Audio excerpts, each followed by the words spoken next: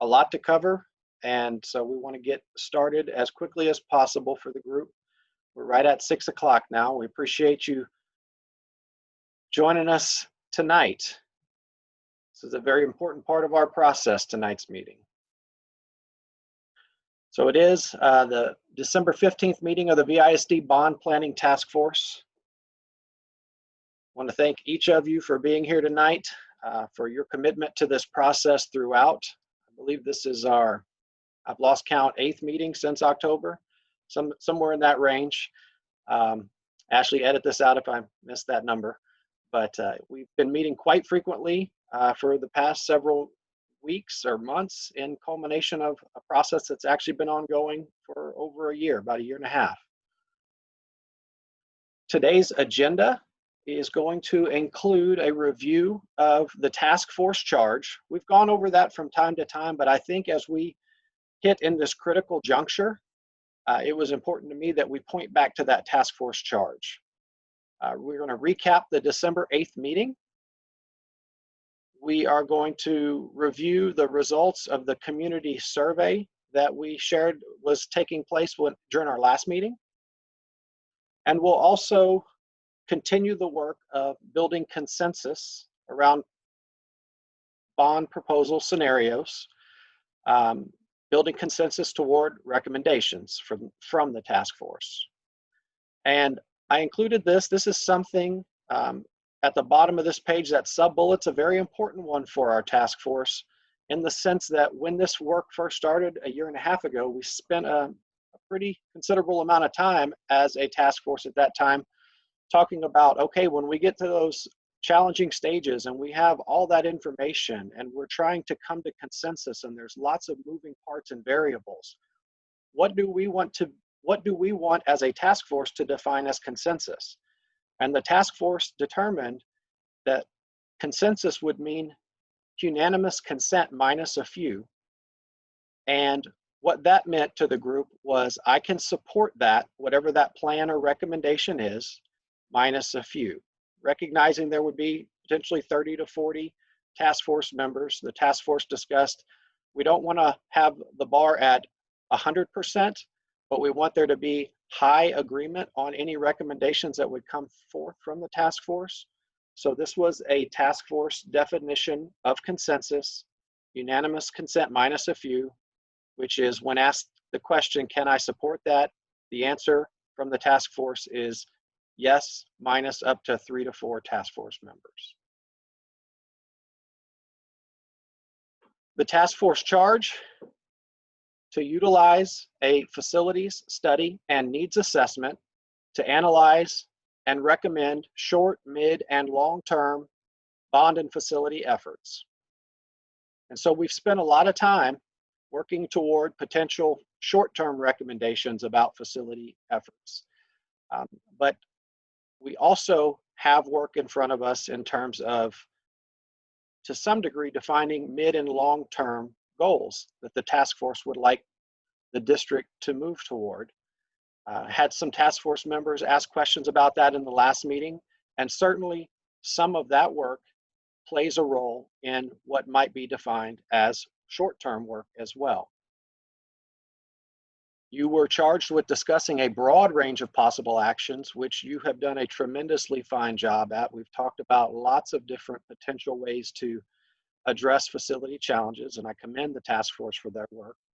And ultimately, the work culminates with a recommendation or recommendations to the superintendent and the board. So we continue down that path of working toward consensus around any recommendations from this task force. Quick recap of our last meeting, meeting 7. On December 8th, we reviewed refined cost estimates. We reviewed and discussed 5 potential bond scenarios.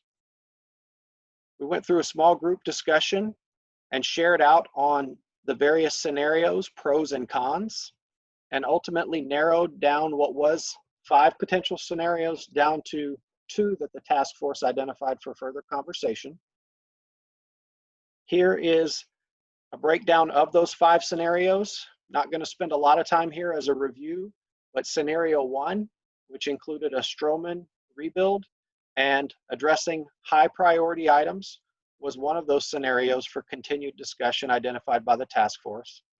The other was scenario 3, which included Stroman and Mission Valley campus rebuilds, and then high priority items in addition.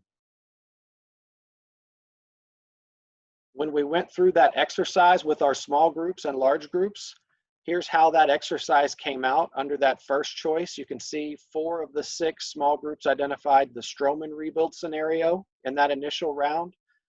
And there were a number between the first choice and second choice that identified either Stroman Mission Valley or Stroman Shields. If you'll remember, and I appreciate you gave us some additional time, we went back into small groups for additional discussion and went through the process of narrowing those 3 potential scenarios down to 2 that we will continue discussion on tonight. Here's those 2 scenarios one more time, those remaining scenarios. You may note the red dotted lines indicate total cost of those bond scenarios and the corresponding potential tax rate markers as well, and we'll discuss these in much greater detail tonight. We're going to transition here in just a moment, and I'm going to pass the presentation over to Matt Gamble from Bassalis and Associates. The district, we've been working with Matt for the past few weeks as his team has conducted a community survey around bond planning and the work of the task force. And so Matt's joining us tonight to share data associated with that community survey. And I want to note, just before Matt gets started, I'm going to put my teacher hat on for a second and ask you, as you are listening to this presentation, to jot down, mark in your mind, do something that's going to help you remember what the 1, 2, 3 big top items, big takeaways are for you from the information that you see here. We will move into if you would please move to mute if possible. If you're not presenting, we're getting some feedback right now. Going to ask us to go into small group after Matt has finished presenting and any task force questions have been answered by Matt. We'll move into small group and we'll ask you to share out some of those high-level takeaways, the most impactful takeaways that you had from this presentation. So with that, Matt, thank you so much for joining us, and I'll turn it over to you, sir. Thank you, Greg. Let me move this chat box out of the way here. All right. So I'm pleased to be sharing with you all the results of our telephone survey that we conducted last week. We interviewed 345 respondents or voters in the district by cell phone and landline. And the margin of error to these results is 5.3%. And before we get into that, just a little bit of background about the way the survey was conducted. We created sampling regions based on precinct and set quotas based on the distribution of voters within these regions, based on the registration as well as turnout. And also within those regions, we were controlling through quotas and other means a representation or a proper representation of gender and age distribution, as well as race, ethnicity, and partisanship, to ensure that the results that we're sharing with you today are representative of the voters in this district. Before we get into the results, I want to review what our objectives were for this survey. The first thing we wanted to do was assess current attitudes about the condition of the school buildings in the district. And then we wanted to assess initial levels of support and opposition to bond proposals and bond amounts. And it's important to keep in mind that any survey is really a snapshot in time of current opinion. Some people's opinions won't change no matter what information they hear or read. Other people will change their opinion as they learn more information about the bond. And so really this data that we're looking at tonight just shows us where we are today. And as I said, when people learn more about the bond proposal and the projects, they may change their opinion. And the other objective of the survey was to find out how that opinion may change. First of all, by testing the favorability of different bond projects individually to find out if different things were supported or not, and then collectively, what the total amount of support would be for the bond package itself, knowing more about what could be included in it. And the way that we designed the questionnaire, first we did want to make sure we were talking to voters in the district. And then we had some general and specific questions about the school facilities, condition of buildings and their preference for renovating versus rebuilding. And I'll show you that question in a moment. And then very early in the survey, we had what we call the initial ballot or the uninformed ballot. And that's where we asked respondents how they vote for bonds before we really told them anything about it. Again, this is so we can assess current support and opposition.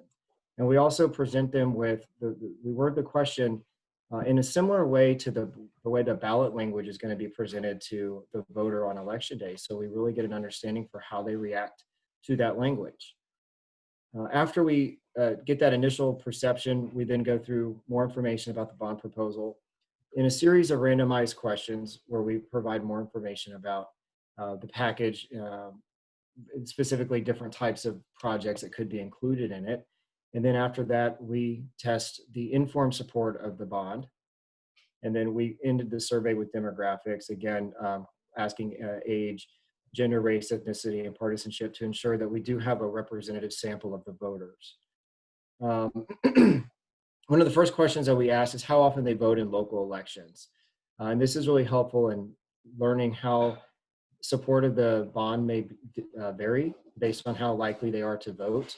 47% of our respondents say they vote in all local elections dealing with bond issue, city council, school board races. 25% say they vote in most. 13% vote in only some. 7% said very few. Some people said they don't vote in any.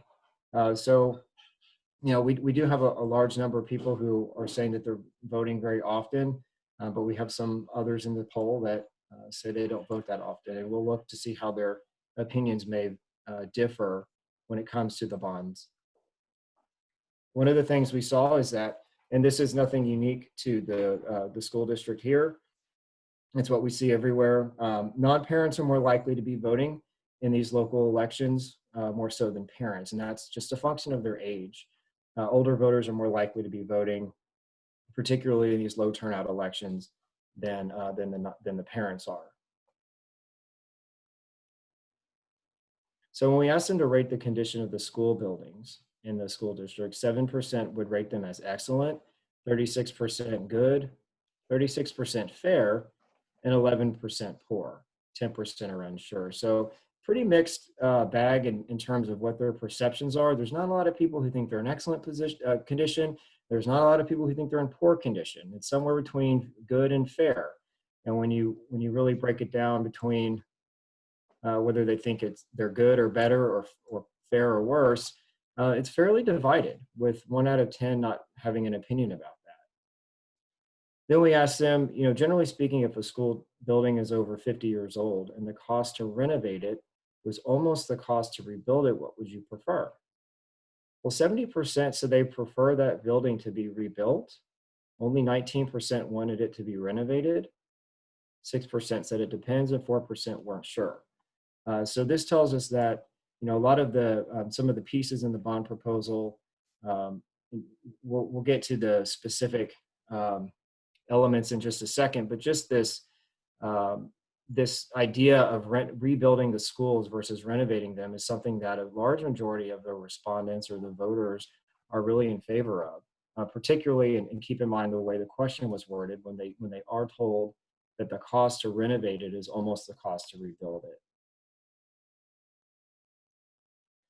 Now, our initial ballot, where we asked them how they would vote if an election were held today on the issuance, again, keeping wording the question similar to how the ballot language is going to be worded, the issuance of $150 million in bonds for the construction, renovation, and equipment of school building, which the ballot states will be a property tax increase.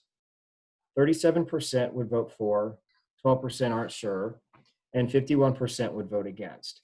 It's really common for initial ballots for school bonds to start off in this position, because at this point in the process, the school board hasn't even called the election. You all are still trying to decide what exactly to include in that. So the average voter doesn't know what is going to be in it. And oftentimes voters need to know what's going to be in the bond in order for them to be supportive of it. So it's very common for there to be more opposition than support. Another thing that's very common is there to be a lot of strong opposition relative to the somewhat opposition.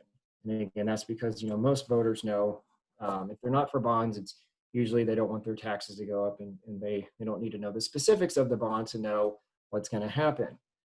So we'll keep our eye on the percentages of total favor versus total opposition to see how that changes as they learn more. But we're also going to keep our eye on what happens to the intensity. Because when we're looking at a low turnout election, such as a May 2021, the intensity really matters. And that's the percentage of people who are strongly for or strongly against a proposal. And the reason that's really important, particularly in low turnout elections, is because if you aren't strongly for something or strongly against it, chances are you're not going to show up to vote, right? The more things that are on the ballot, they may draw you out for something else, and you're there in the voting booth, and you may happen to vote for the bonds. But those lower turnout elections where there's not a lot of things on the ballot, if you're not strongly in favor or opposed to something, you're not likely to show up to vote. So after we asked them their initial perception, we wanted to know in their own words why they were against the bond or why they were hesitant to vote for the bond.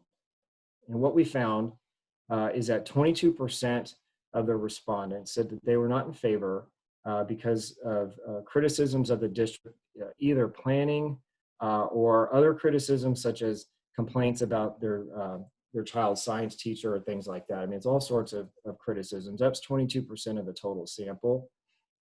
17% of the respondents were not in favor because they didn't want their taxes to go up. 9% said they needed to know more information. 6% mentioned things related to COVID-19. 5% said it wasn't needed, and 5% said other things. So really a lot of different reasons why people are against the bond. A couple of things to note. I mean, obviously the big one was criticisms of the district, and not wanting taxes to go up was another big one. Those are pretty equal. About 1 out of 10 just want to know more information. And the other thing that's kind of good to see is that there's only 5% say you don't need the bonds, right? And so sometimes there's a disconnect between, you know, this idea that things are needed, but people being willing to pay for it. But there's not a lot of people who don't think it's needed. And this can tie back to, by the way, the idea that they have about the condition of the school facilities, where we saw they were pretty split on whether they are in excellent or good condition or fair or poor condition, with a lot, 36% saying they were in fair condition.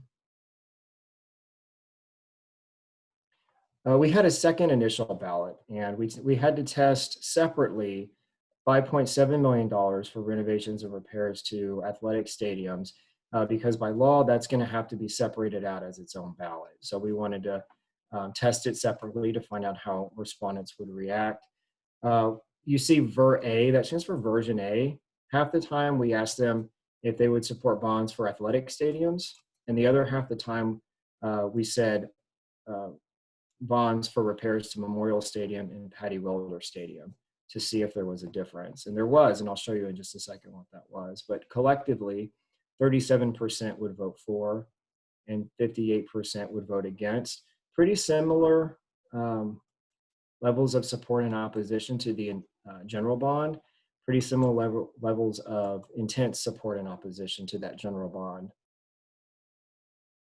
When we use the words athletic stadium, we saw 65% were against. When we use the words Memorial Stadium and Patty Welder Stadium, opposition was less at 52%. On the other side, support was higher when we used those specific places. It just shows us that when we can be specific about what we're talking about, we'll get more support. My hunch is that when they hear athletic stadiums and they don't know what you might be doing, maybe you're building new ones or something like that, and to know specifically what you're talking about really kind of helps with that support. Another question that we asked initially was, what is the most bonds they'd be willing to support for Victoria ISD? And we asked it two ways. The first way, we just asked the dollar amount. And we gave them three amounts to pick from: $99 million, $150 million, or $200 million. And then we did give them the choice to say none of these amounts. And some people volunteered the response that they weren't sure what they would support. Clearly, almost a majority of respondents are saying they don't want any bonds right now. But look what happens when we tell them the associated tax impacts. When we tell them that $99 million can be financed without a tax increase, 38% support that. You also see higher support for $150 million and higher support for $200 million when you give the tax impact. So while they're in their head thinking the taxes are going to go up, I don't really want to do bonds right here, when you put it into context of what that might be, you see more willingness to support a tax increase. You also see a lot more willingness, of course, to support bonds for no taxes. And then you're left with 29% of respondents saying they would not like any bonds. And we'll ask this again at the end of the survey after they've heard more about the bond projects to see if there's any more willingness to support paying more in taxes once they hear about the needs of the district and how the bonds could address those needs.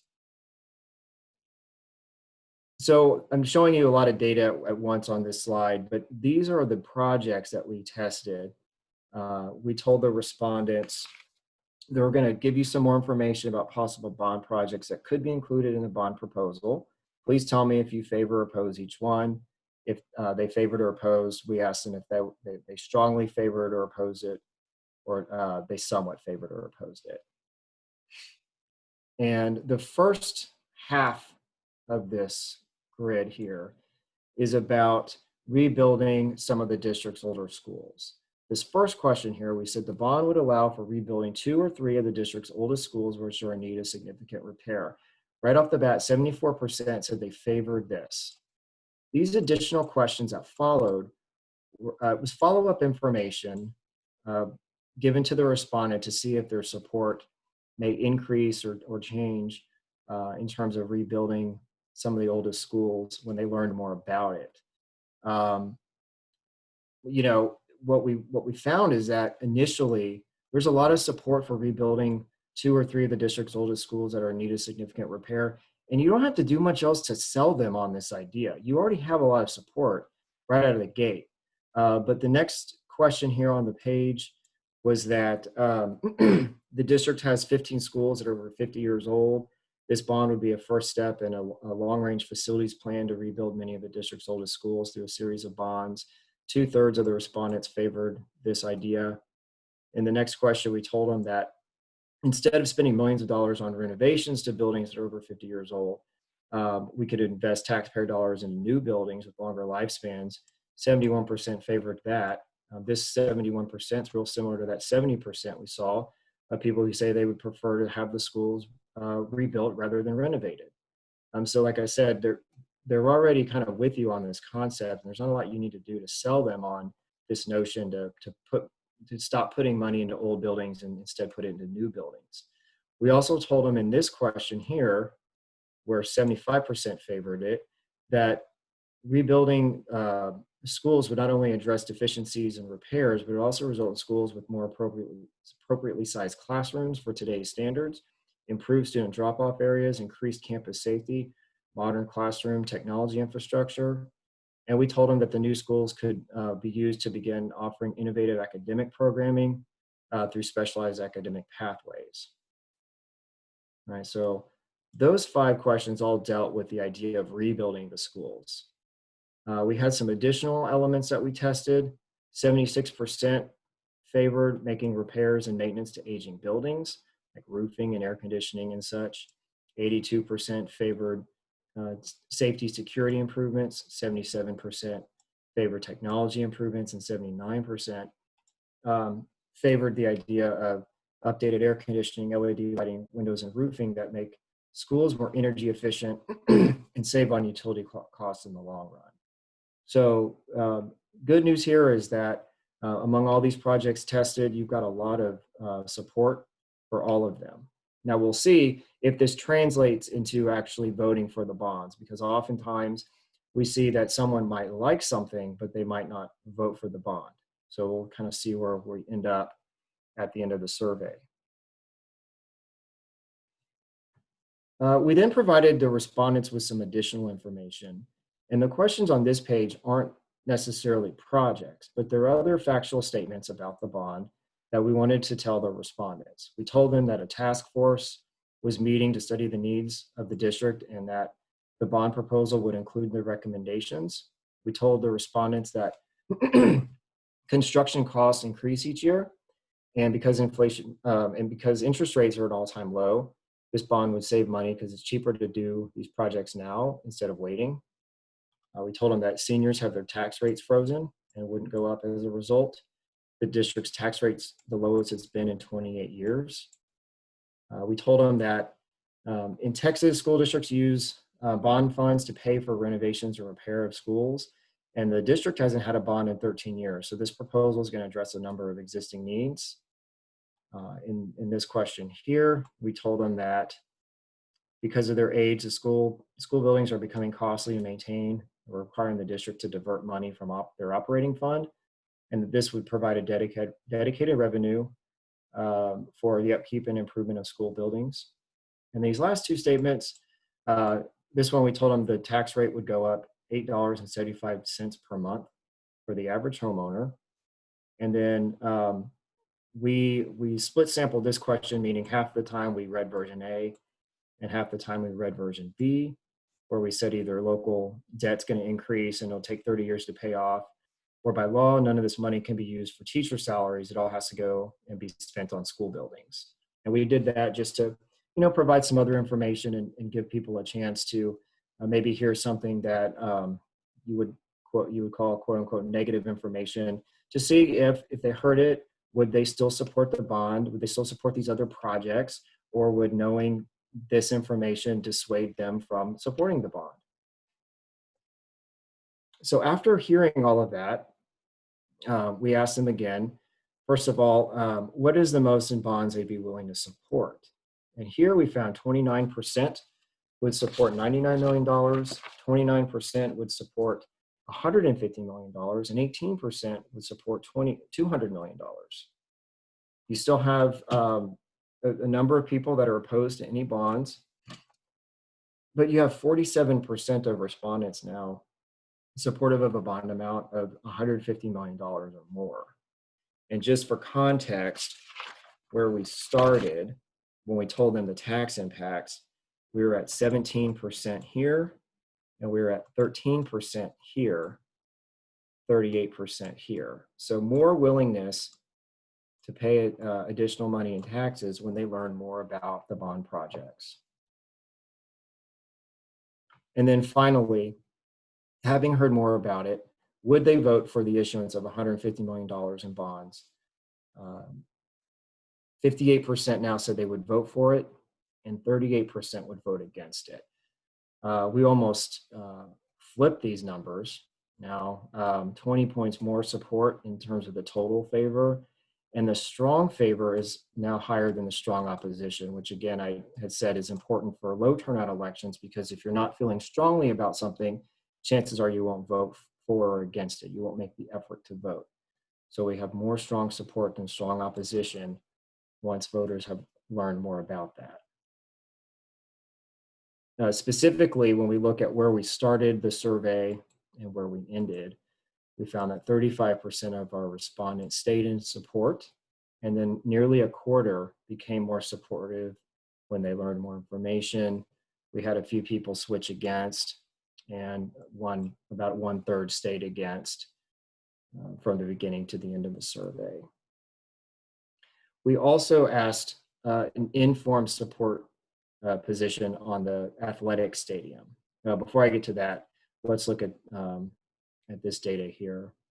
This is on the general bond of $150 million, and this first half of the slide is showing you the initial support levels of parents versus non-parents. And I want to point out that initially, our parents are more supportive than they are opposed on the intensity, but our non-parents are more opposed than they are in support, and that's pretty common. But look what happens at the end of the survey. Our parents become more supportive when they learn more information, and our non-parents also become more supportive when they hear more, and their intensity levels are about split, 30 to 32. What this tells us is that we need to educate our non-parents about the needs of the schools and how the bonds can be used to help them to make them more supportive. The other thing we see is that when you look at those that vote, they say they vote in all local elections. At the end of the survey, they still ended up a little bit more against than in favor on that intensity level. And this tells us that not only is education going to be an important thing, but turnout's going to be important too. And education, of course, means telling them what the bond is going to include. But the turnout is going to be important because those that are the most likely to vote, the types that only vote in or always vote in May elections, lean more against it, even when they hear more information. And we need to get some voters that may vote in presidential elections, but maybe not always vote in May elections. They'll need to be turned out for this to be successful.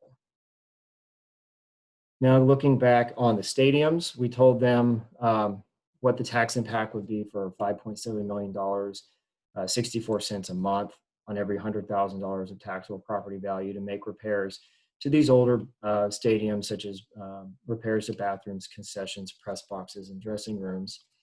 And having heard more about it, 59% would vote for this, 38% would vote against.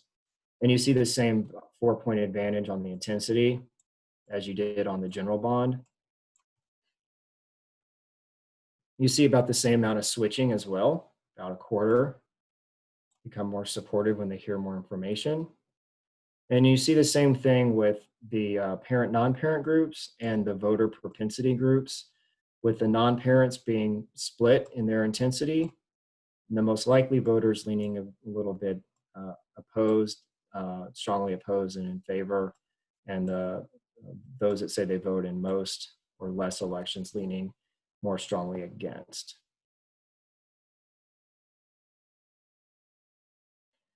So to wrap up, 43% of respondents say the schools in the district are in excellent or good condition, and then 47% say they're in fair or poor condition. So again, pretty split on their opinions of the schools. On the initial ballot, 37% would vote for, and 51% would vote against a bond of $150 million. When they learn more about it, those numbers almost flip, 58 to 38.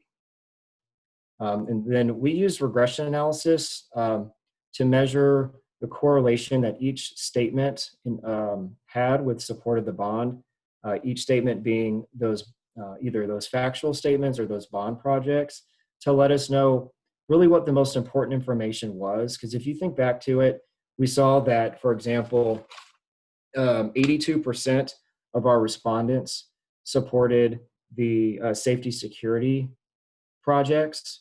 We saw 76% supported maintenance and repairs of school buildings. But at the end of the day, we didn't get 82% or 76%. We got 58% support. And that's because they might like a certain project, but they're not willing to vote for the bonds to pay for it.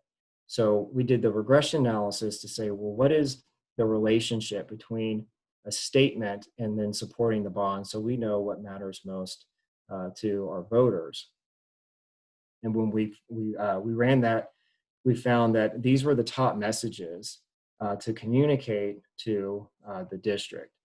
The very best thing that voters liked was the energy efficiency improvements that would save on utility costs in the long run. The property tax freeze for seniors.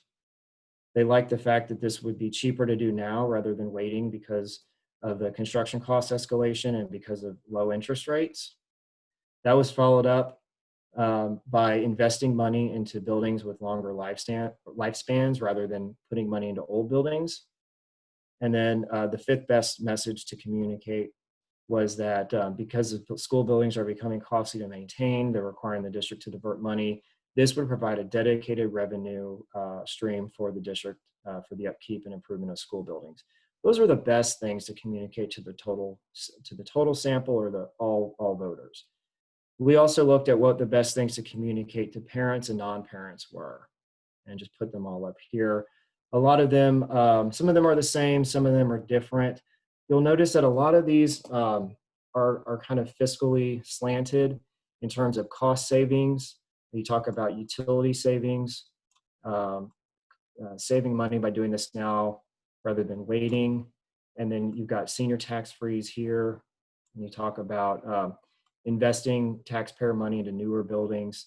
So that's kind of a big theme I noticed was kind of the cost savings, and those fiscal types of messages were really resonating strongly with this bond package. You also have a couple of other projects that weren't really a fiscal message, but just general projects. Safety security was a big one. What's another one? That was really kind of the big one, was the safety security. All these other ones really are kind of in the realm of some kind of fiscal message, either with investing money wisely or cost savings. All right, with that, I think that's my last slide, and I can get my Zoom box back up and open up for questions.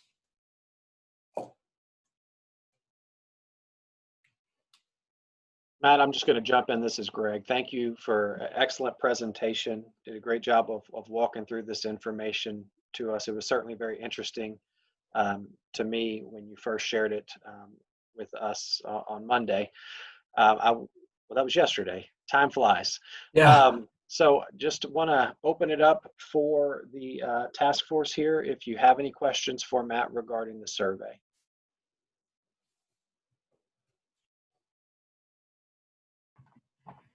Greg, this is Dale. Yes, sir.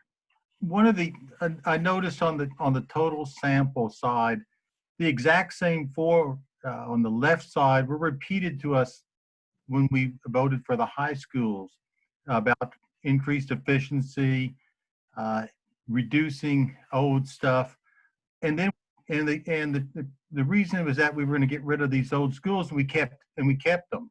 We kept the Victoria High School, we kept the Stroman, and the problem never went away.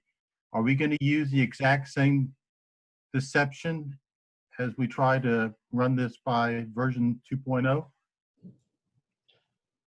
Well, I certainly don't think there's any intent in anyone involved in this process at deception. I think that's perhaps a conversation in terms of strategy and mid and long-term planning that's going to be a part of this bond planning task force conversation and work. I want to make sure we reserve right now while we have Matt for any questions specific to the survey or the results of the survey.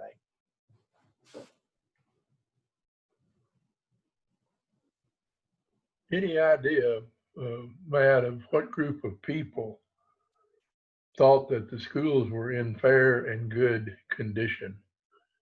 I mean, is this people who just haven't done anything except drive by the schools? Yeah, that happens a lot. What prompted that? Yeah, let me look at that real quick. When you look at the fair or poor, the total sample was 47%. Parents were 60%. The non-parents were 44%. So they're a little bit more likely to say excellent or good, but the non-parents were also more likely to be unsure. So we see that all the time. If you don't have a kid in the school, sometimes you just don't know what the condition is. Those were the kind of, that's the big one, is either if they're a parent or a non-parent. Yeah, I think that's all I got there. Yeah, there weren't a lot of people saying poor in terms of parents or non-parents. So it was mostly either good or fair.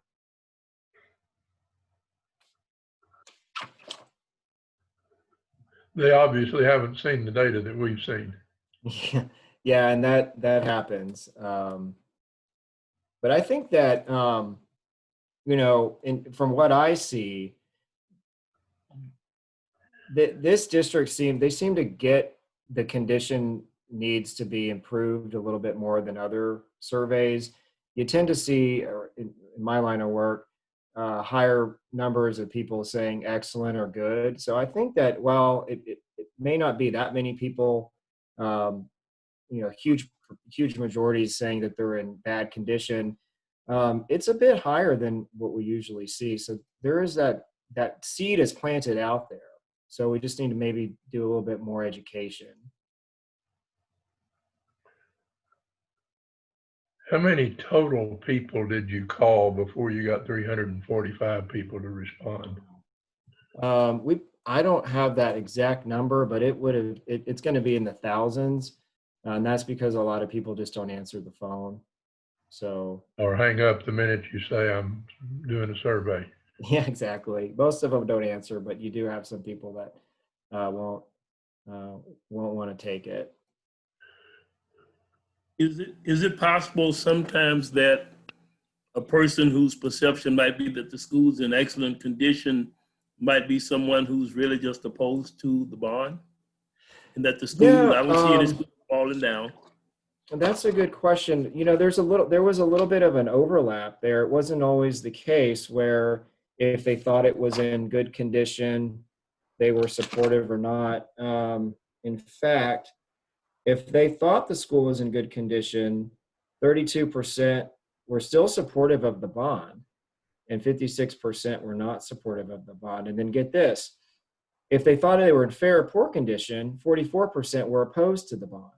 And you get that sometimes. I mean, ask people, well, how do you think the schools are? And they say, well, they could be better. And will you give us money to improve them? No. So that sometimes happens too. It's not a one-to-one relationship with that viewpoint and the vote. I have a two-part question. Was telephonic the only way that you did the polling or surveying? And how was it done as a random? How was those that you called selected? Yeah, so we randomly dialed every phone number. We phone matched every phone number we could to the voter file of the school district and randomly dialed through that until our quotas were met. We dialed landlines and cell phones, but the live telephone interviewing was the way we did the survey.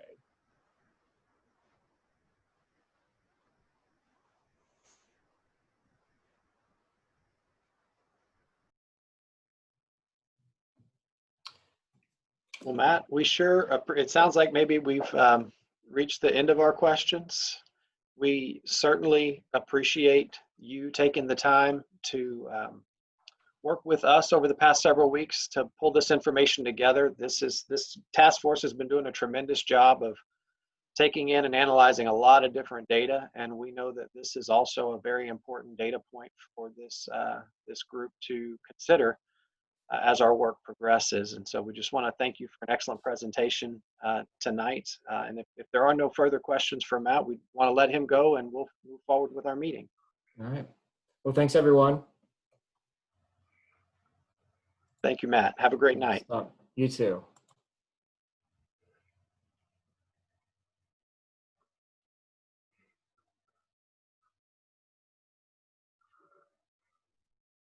So we are going to take some time now. Hopefully you were thinking through that information, and I saw from the questions already that it's clear a couple of things jumped out as to some of our task force members, but we want to make a little space for you to have conversation in your small group. We also want to be mindful of time in our small group. So I'm going to ask you to stay on point in this conversation. I'm going to ask that each task force member take 1 minute, a max of 1 minute. You don't have to fill up a whole minute, but take 1 minute each and just share with the group your 1, 2, 3 things that were top of mind, most impactful information for you that you would want to consider as we move forward with this conversation.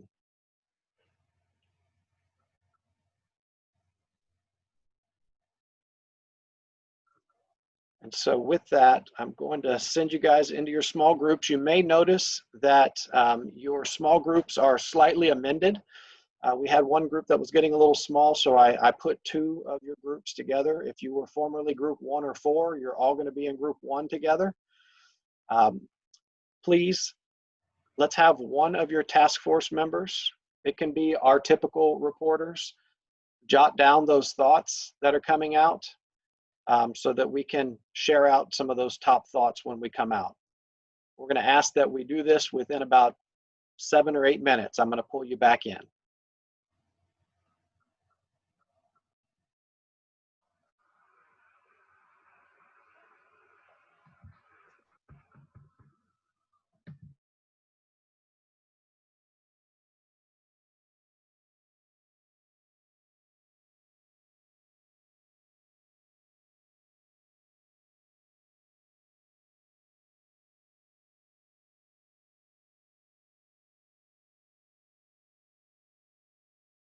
I'm not sure who, I have 2 folks here I don't have names on. I have a 361 number and a 409 number.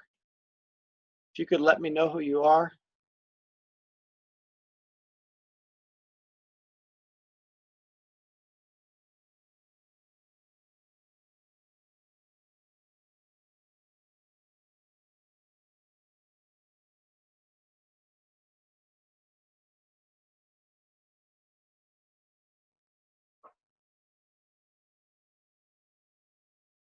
I'm sorry, I haven't sent you to the small group yet because I'm not certain who I've got here in the call.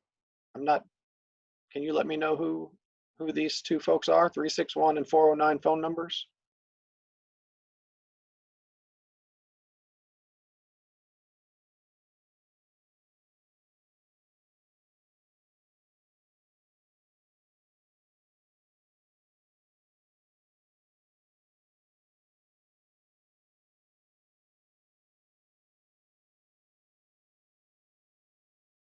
Let me tell you what I'm thinking real quick. I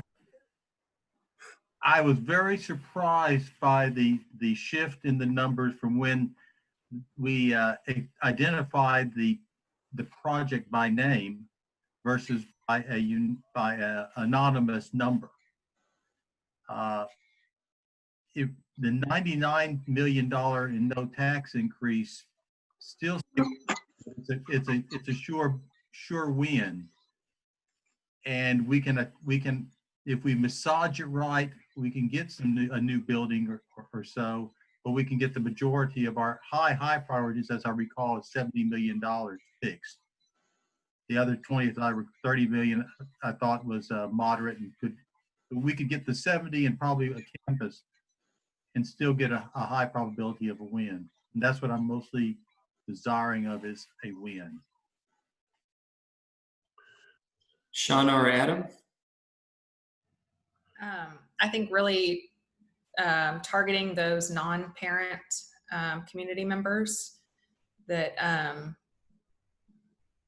aren't in the schools all the time, don't have the relationships with staff on campuses and things like that. And also some of the messages that he showed at the end are messages that we had in the last bond as well, but there were still certain groups of people that had rebuttals to it. So I think preparing ahead of time for what some of those what some of that pushback may be, and having those responses prepared. Talk to people, organizations, but I don't know if we're getting the people who vote against. And I don't know how, because I think it's the people that don't do anything. Maybe they go to bingo or something, and I don't know how you're going to get to those people. I think maybe that's a study, is who are these people? And then how do you get to that group if you're going to talk to them? I actually had a conversation with someone today where I said I had this meeting tonight about the bond, and he was like, well, it's not going to pass. Yeah. And so I said, no, well, that's the point, to kind of, see what our highest needs are. And I think we just need to systematically look at our worst schools and replace. And he kind of agreed with me, but I don't know that I flipped him. But so I think there's a recognition that we need to do something, but I don't know what the knee-jerk reaction of, well, it's not going to pass comes from. I didn't have it wasn't really the forum to like delve into, ask him a whole bunch of questions. But I know it's But- been on the news in that, and there's a lot of people who haven't seen that. You know, when they've reported this. Seen that information. I feel pretty good about it, as long as we educate the voters. That's gonna be the tough challenge. Educate and earn their trust back. That's the number one thing. After the last failed bond, nobody trusts what we're saying. And then like Mr. Zook said, the time before we said we're going to do a bunch of stuff and we never did. So we got to stick with it and just somehow earn that trust back.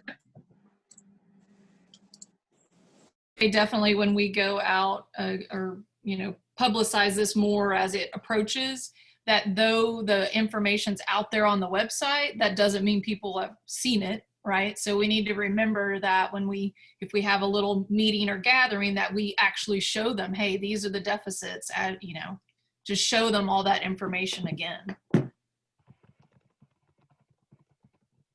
And I think what Dan said a moment ago is true. A lot of folks' experience with our buildings may be so long ago that they don't realize that just because it's still standing doesn't mean it's in the best of shape.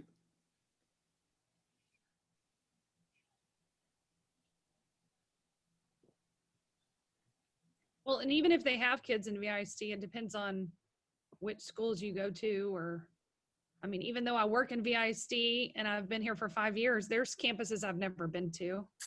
So some people, you know, if you go to Shalom or Cade West, you've been to all new schools. That's in a feeder pattern. So Mm-hmm.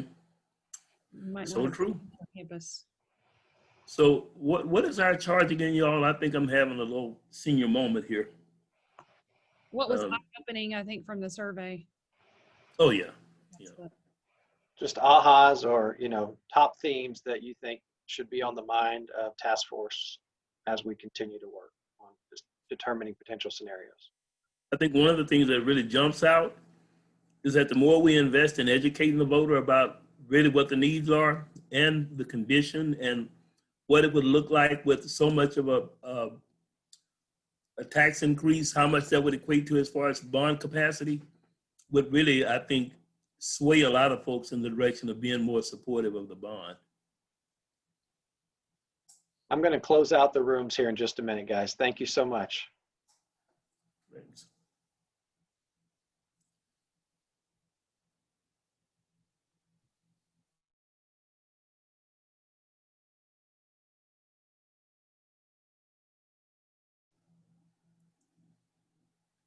I left too early.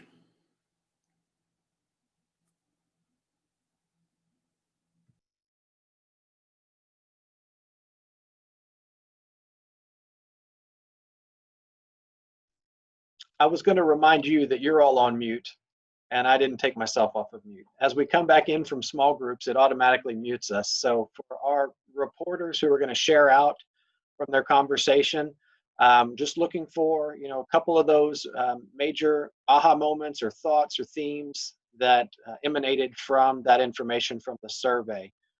And I'll work my way backwards and start with group 6 this time and ask whoever our representative from group 6 was to share that out.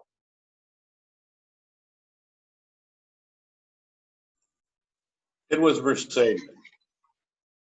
Are you there, Mercedes? I am here.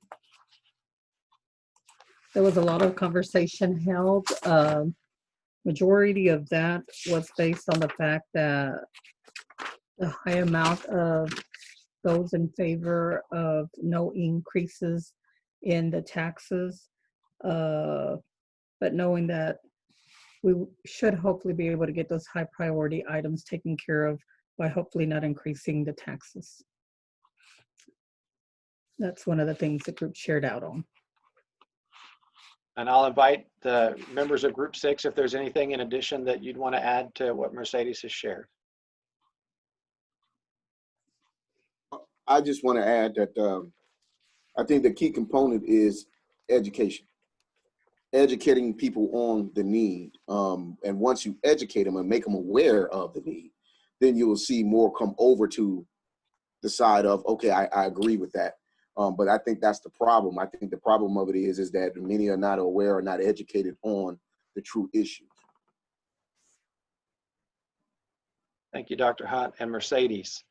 How about Group 5 representative?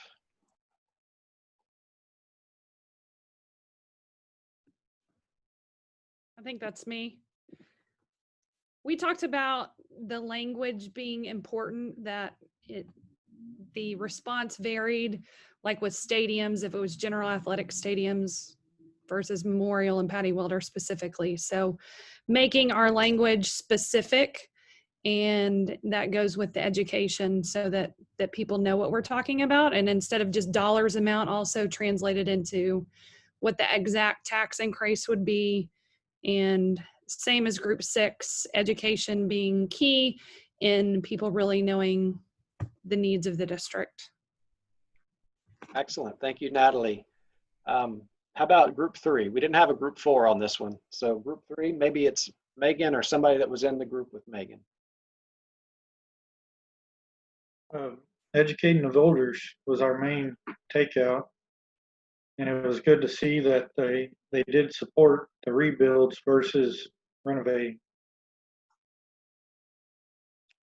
Thank you, David. Did I have someone wanting to add something in addition? Okay, we'll move over to Group 2.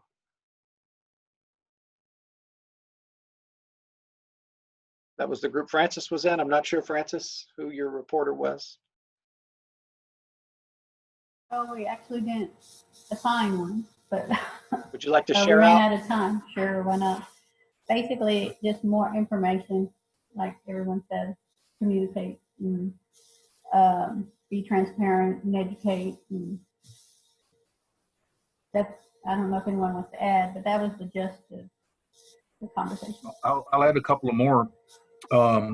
Reaching out to organizations, marketing, advertising, newspaper news. Not a lot of people watch news or get newspapers. So those, the recognition, of course, on what we need, the education, we all mentioned that as well. Thank you, Johnny. How about Group 1? I guess I was picked, or I was trying to pick myself. So to sum up everybody's conversation, we need to educate the population to change perceptions and misconceptions about the status of VISD through effective messaging. And we need to focus on that 1/3 of the voters in the middle to get them to come out and vote.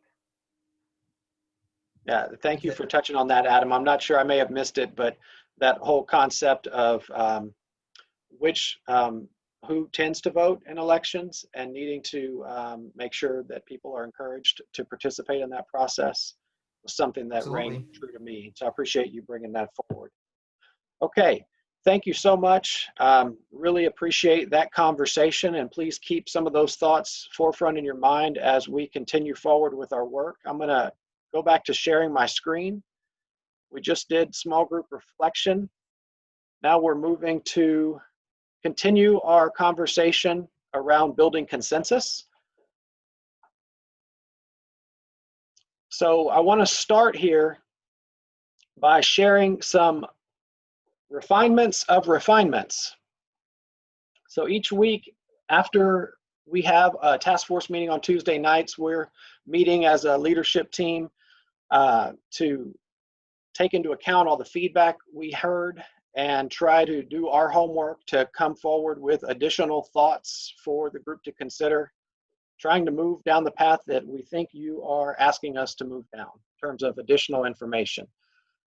One of the things that we have done is continued to look at refinement of high priority repairs and to take into consideration any campus that has initially been in the conversation for consideration of rebuild, and how we might, as internally a leadership team with our maintenance leadership and our district leadership, looking at individually those campuses, the identified needs.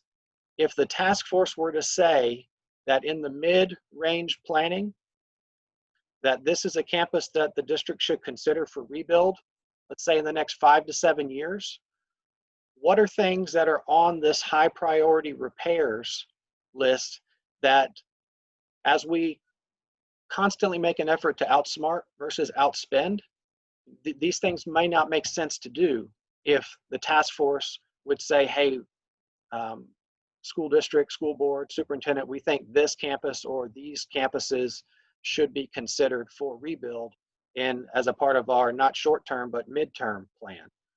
And so that going through that exercise, on this page, you can see Hopkins, Mission Valley, Shields, and Smith.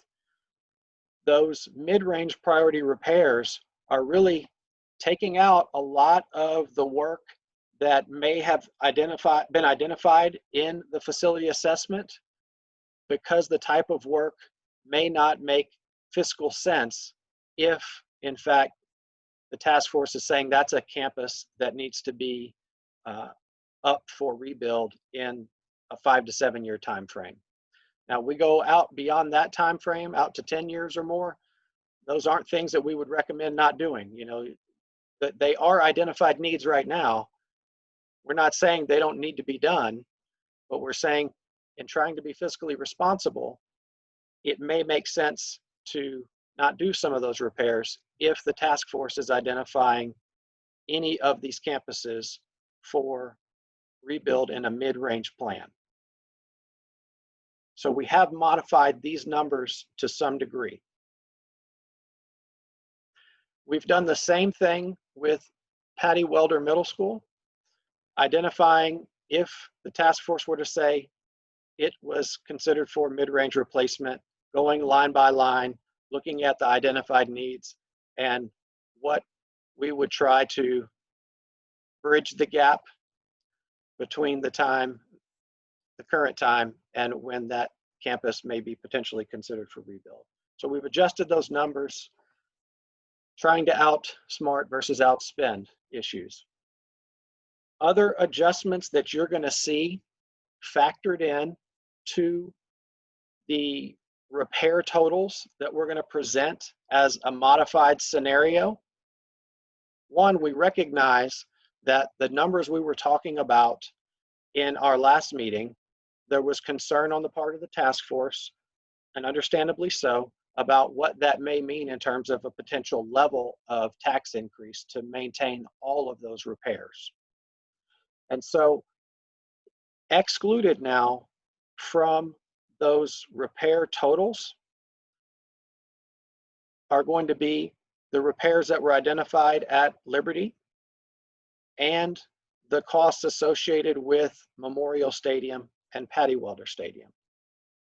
Now, I want to emphasize this is a drafting process, and this was our internal effort to reduce the overall repair costs. And you as a task force can tell us, no, we want that number to go up and put those things back in. Or you can say, yes, we feel like that number needed to come down. That's what we were telling you guys previously. And we agreed to keep those numbers out. But those adjustments are a part of the change in the overall repair costs that you're going to see that will result in a lessening in the total cost associated with those two scenarios that we landed on as the top two scenarios last week. One additional item that Matt mentioned in his presentation tonight that we have not discussed yet as a task force, but I think is important for me to emphasize or reiterate, is that the legislation that came in the last legislative session around bond issues requires any work that's done as a part of non-campus facilities, and I'm going to say extracurricular facilities, whether it's a fine arts center, a stadium, a natatorium, that work has to be in a separate proposition. And so in the overall scheme, that amount is a small amount compared to the overall amount. And if the task force feels like it should be maintained, those amounts would need to move forward to the voters in a separate proposition. So again, we're not saying anything's unimportant. Of course, everything identified is important, but these were our internal administrative leadership team efforts to try to lower that burden. So the Stroman rebuild scenario, Stroman rebuild plus repairs, was one of the two scenarios the task force was discussing at the end of our last meeting. The cost estimate on the Stroman rebuild is the same as it was last week. The second line item, high priority repairs, you're going to see a range there. That range is there because at this time, we don't know yet what, if any, campuses the task force may determine for priority in terms of a recommendation for rebuild in a midterm in that 5 to 7 years. So if there is a campus, or if there are campuses that you as a task force say, in our mid-range planning, we believe this campus should be rebuilt, then we'd be doing that lesser amount of repairs potentially. And so that's where you get that range. And so the total for this scenario then is in the $128 to $134 million range with those adjusted totals, again, depending on what campuses might be identified for midterm rebuild, if any. And you can see that reflected in the bar chart on the bottom, that I'm going to call it brighter yellow is the high priority repairs, and then that faded yellow is that range between the 54.5 and the 60 million.6 in repair costs. So that's the Stroman rebuild scenario updated.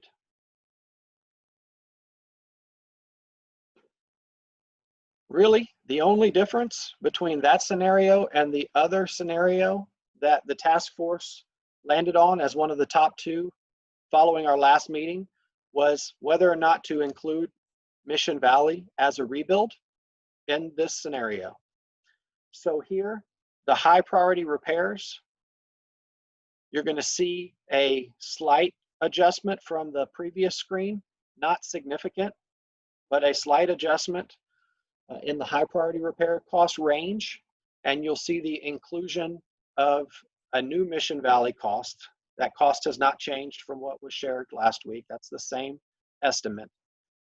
And again, that range then in the scenario of a Stroman and Mission Valley rebuild would run in the range of 150.8 to 156.9 based on the cost estimates. And again, that range would be driven by what, if any, campuses were identified by the task force for rebuild in the midterm. Again, you've got the bar chart at the bottom reflecting those costs. And I'm going to share this scenario, or the two scenarios on the same page, so you can see them sort of line by line. And here we've included the red lines that we've used in the past that indicate certain markers for the tax rate. The no increase at the 99.5, you see where that would fall with each of these two scenarios. Then you see the next two red lines close together are marking that range for scenario one, Stroman rebuild plus repairs. That, based on current estimates, would be in the 4 to 5 cent increase for that $128 to $134 million bond range, $3.33 to $4.17 per month, depending on that range, again, where it lands in terms of a homeowner for every $100,000 of valuation. And then below that, you see the Stroman and Mission Valley rebuild scenario, and you'll see the two far right dotted red lines, and those are going to outline the potential tax rate impact based on current estimates, 7 to 8 cents in that $150 to $156.9 million range. Tax impact per $100,000 value anywhere from 585 to 669 per month based on our most recent estimates. So these are the two scenarios that the task force had landed on for further conversation. We've done some modification to try to move that overall cost closer to where the task force was talking about a potential range of comfort. And I'm going to run a pulse check with where you are right now. We're going to look at those results around this information, and then we're going to take those results and transition into small group. And based on those results and this information, I'm going to ask that you discuss where you are and which of these scenarios you can support and why with your small group.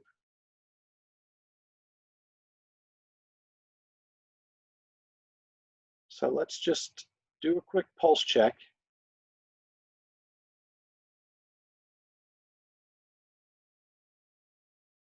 And so the question, considering the community survey feedback we heard tonight, the updated bond capacity information, and refined scenario cost estimates, which scenario do you currently prefer?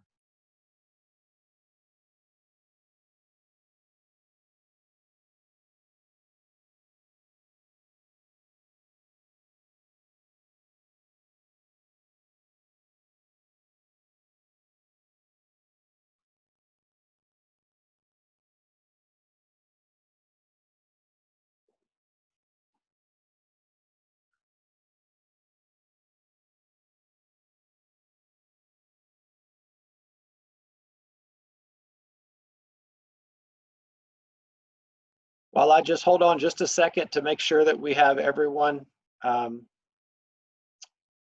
responded. Do I have a brave soul who would like to remind us what the task force definition of consensus is?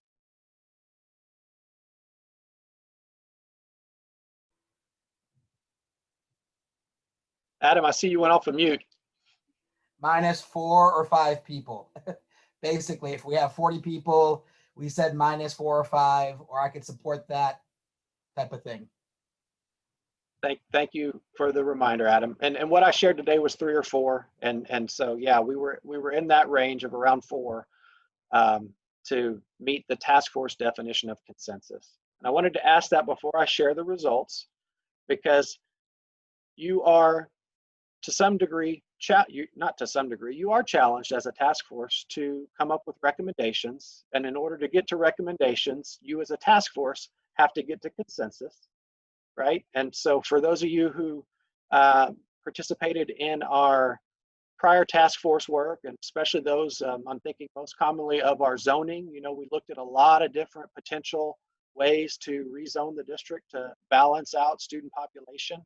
And ultimately we came down to a few, and then we had to have hard conversations about which one can we support, because we have to have some sort of recommendation from the task force. And I say that because I'm going to share this results with you right now. And you can see that we're certainly not at consensus right now. That's okay. I didn't expect us to be at consensus right now. But I'm looking for the task force to work together with one another to find consensus. And that may be around moving toward one of these two scenarios as they are, or it may be around moving toward one of these two scenarios with some refinement. And so that's the conversation that I'm going to ask you to engage in as you go back into your small groups, is share with your group. Why are you landing on one end versus the other? Are you able to support either? Or what is it about one that you cannot support, so that the task force can find common ground around a plan?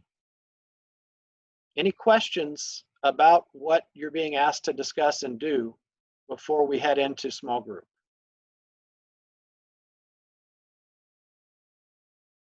Okay. Time is very valuable, so I'm going to again encourage you, put my teacher's hat on to stay on point and have that very important discussion.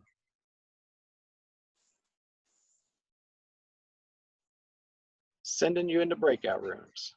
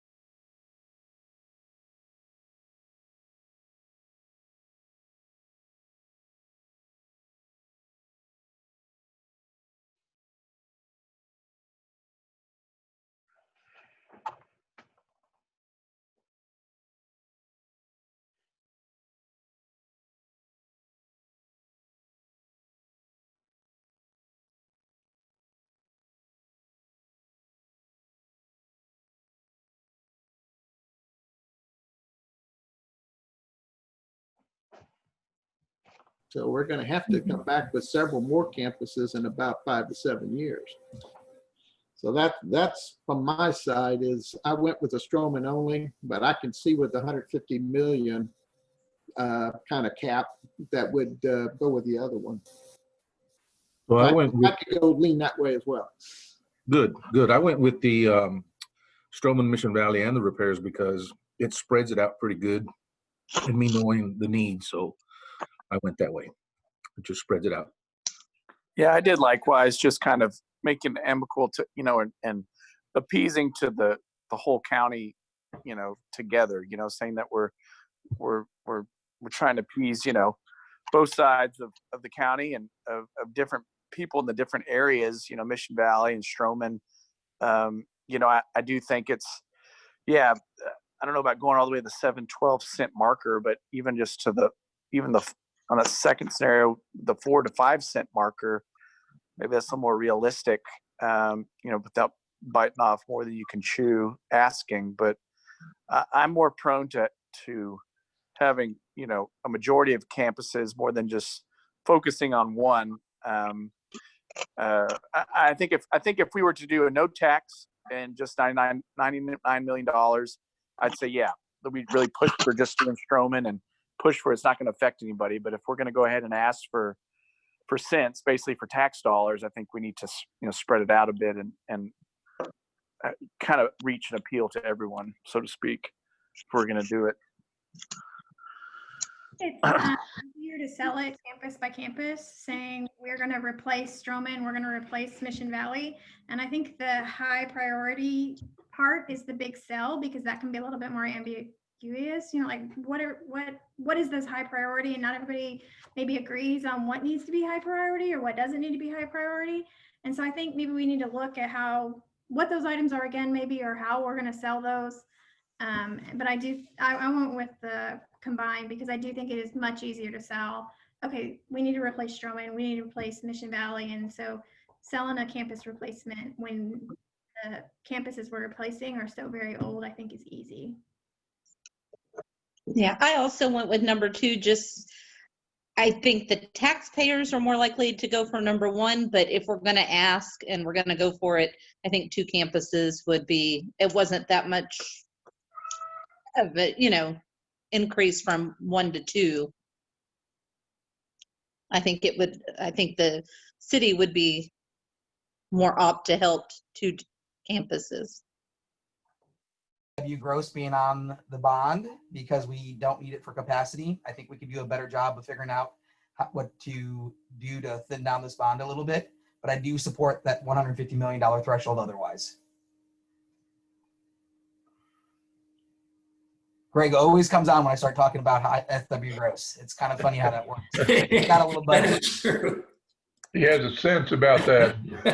Well, Adam? it's okay. I mean, it's okay. I've got about 10 reasons why we should and only about 2 reasons why we shouldn't, but I won't get into those at this point. But it is a sticking point for me as far as perception, because then I see it as we lose the William Wood, the Guadalupe voters, and I think we got to put Mission Valley on there to get the Mission Valley voters on there to help get this bond passed. So that's why I want Mission Valley on there, because I think it passes easier with Mission Valley being on there. But I am worried about our disenfranchised voters when they say we didn't need the capacity, we don't need the capacity still, but yet my school is still closed. But Sorry, Greg. You know my feelings. Yeah. Sometimes I'm unclear about it, I know. To that end, Mission Valley's got a security issue. Everything opens to the public. I mean, absolutely. Messaging in there that could go inside, it's the area vote. There's some practical security reason back to the overall message. What do we want to tackle? We want something better for our students and community. Saving costs by repairs, taking Stromans, minimizing repair and maintenance, security for Mission Valley, and a vision of this is a start. In 7 years we go here, FW Gross or wherever, and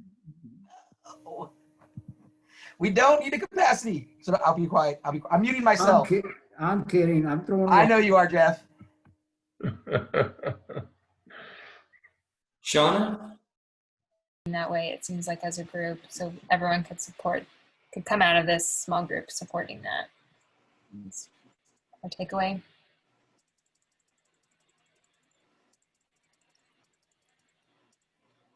It's quiet when I come in the room. Sorry. Oh, it's been quiet the whole time. Megan, I put you with all the strong silent types in here. Yeah, you did. No, they've been sharing their thoughts.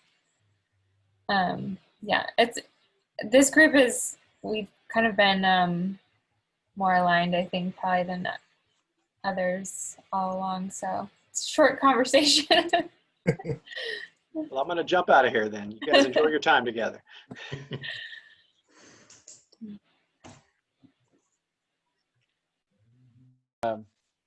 For again, future needs, because remember, these are just higher priority repairs. If we were to go after a bond amount to bring all the campuses up to current standards and do everything you would want to do, you're talking hundreds, plural, of millions of dollars. So that's something the community needs to be educated on, that the higher priority repairs are the not eye-catchy repairs that are going to create transformative spaces, and open up the campuses there. They are truly to make the campuses last longer, to get you to that point that they could then be replaced. My thing, just looking at, like I said, I think Natalie brought it up, of just looking at the cost estimates for Mission Valley only being $1 million just to fix their high priority versus what, 23 million to build. I don't know. I don't understand how I could easily just talk a voter into that. Like, hey, we can spend 1.5 million to fix issues there, or drop 23 million and build new. I want to address that, because that would be definitely a misconception in terms of what that 1-point-something million would get you at Mission Valley. Right. That's just to do some basic structural repairs. I don't know if you've had the opportunity to be at Mission Valley. I was there a week ago because I wanted to go have a refresher as a part of this conversation. And so there are numerous situations, given the age and condition of that facility, that are not where we would want our school buildings to be. And this $1-point-something million certainly wouldn't get us to where we would want our school building to be. And so I think that as we talk about education, it really is having the opportunity to see what that actually is. I heard one of the other groups having this conversation, talking about the safety and security aspect. It's all open doors. It's kind of like what I would consider a motel concept, right? You enter from the outside sort of deal. So yeah, Dr. Well, I'm sorry, I didn't mean to cut you off. I was waiting for my social cue. The other thing to consider that people may not recognize is half of the square footage of Mission Valley are portable buildings, and those don't have roofing needs because they're relatively new and they've been updated. or, again, they're just newer portables. So the renovation, the high priority renovation costs also are only for about half of the campus facilities, simply because of the types of buildings that they are. Yeah, So there's again, not a lot you can do with the type of right. buildings So that they have. that's a very astute point that, it's only $1 million to do the high priority. Wow, let's just do that and move on. But there needs to be greater explanation and education on why that number is low. And then again, it's what Dr. Baumwald mentioned. And again, what I hope help supplement with the fact that half of your square footage are portables that don't have roofing needs, don't have HVAC needs, so that money's really only earmarked for about half of that campus in reality. And as Dr. Baumwald mentioned, it doesn't improve the functionality of the campus. It just fixes the problems of the permanent buildings, if you will. What's the enrollment? What enrollment would Mission Valley be built for? It's scheduled to be, it's planned out, cost estimated for 400. Right now, we have somewhere around 300. We know that area is growing, not rapidly, but it's growing, and we do have to cap students into town, which is to some degree a challenge geographically. I do have to, thank you for asking that question, Ally, it's a good question. And Mandy, I wanna step back from my response a minute ago and make sure my response was not intended to point this group in a direction of this scenario versus this scenario. It was really just to want to make sure that we clarify what you're getting out of that 1 point something million dollars, and that they're not the same thing. And then I go back to the survey at the very beginning. The first question they asked is, if a school building is over 50 years old, would you renovate or rebuild? And 70% said they wanted to rebuild. And it's the oldest school in our district. So I'm just throwing out numbers that I took pictures of that were important to me. That spoke to me as well. Are you guys close to being ready to come back and share out some thoughts with the group, or do you need a little more time?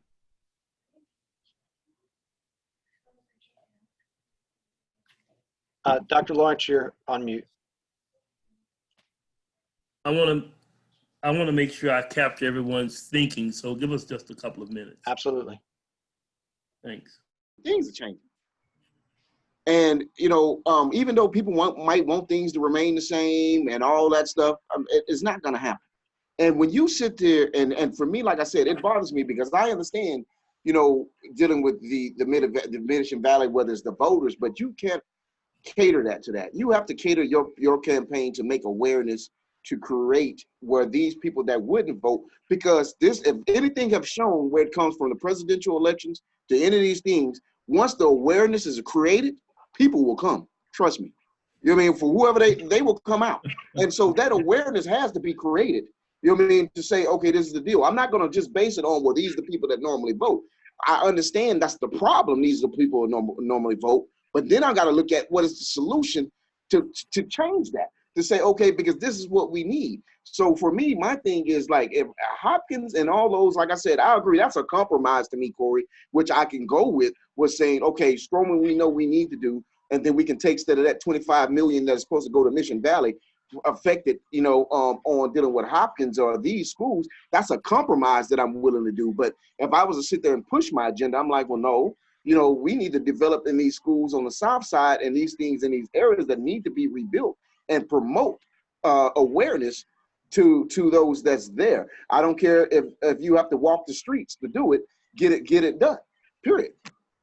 Yeah, but what we weren't allowed to discuss were out of the idea box, such as Crane has enough infrastructure in the library and in the cafeteria to absorb a lot of new construction that Shields needs. We could pull Shields in for about $20 million, get rid of Shields, and have a pretty decent school over at Crane. But we were really allowed to go that direction in our last conversation. But Shields is a big monster that has huge problems, should not be even standing any longer. Crane used to be the former middle school, right? Yes. Yes, sir. I heard one particular time it was a big gymnasium there that they tore down that was there and everything, right? Yeah, but it has enough cafeteria, which is like a $10 million hit, to just move people over to Crane, and we could have a decent campus and that that I don't remember the word they're using as far as high priority or the grant stuff to give them a better school.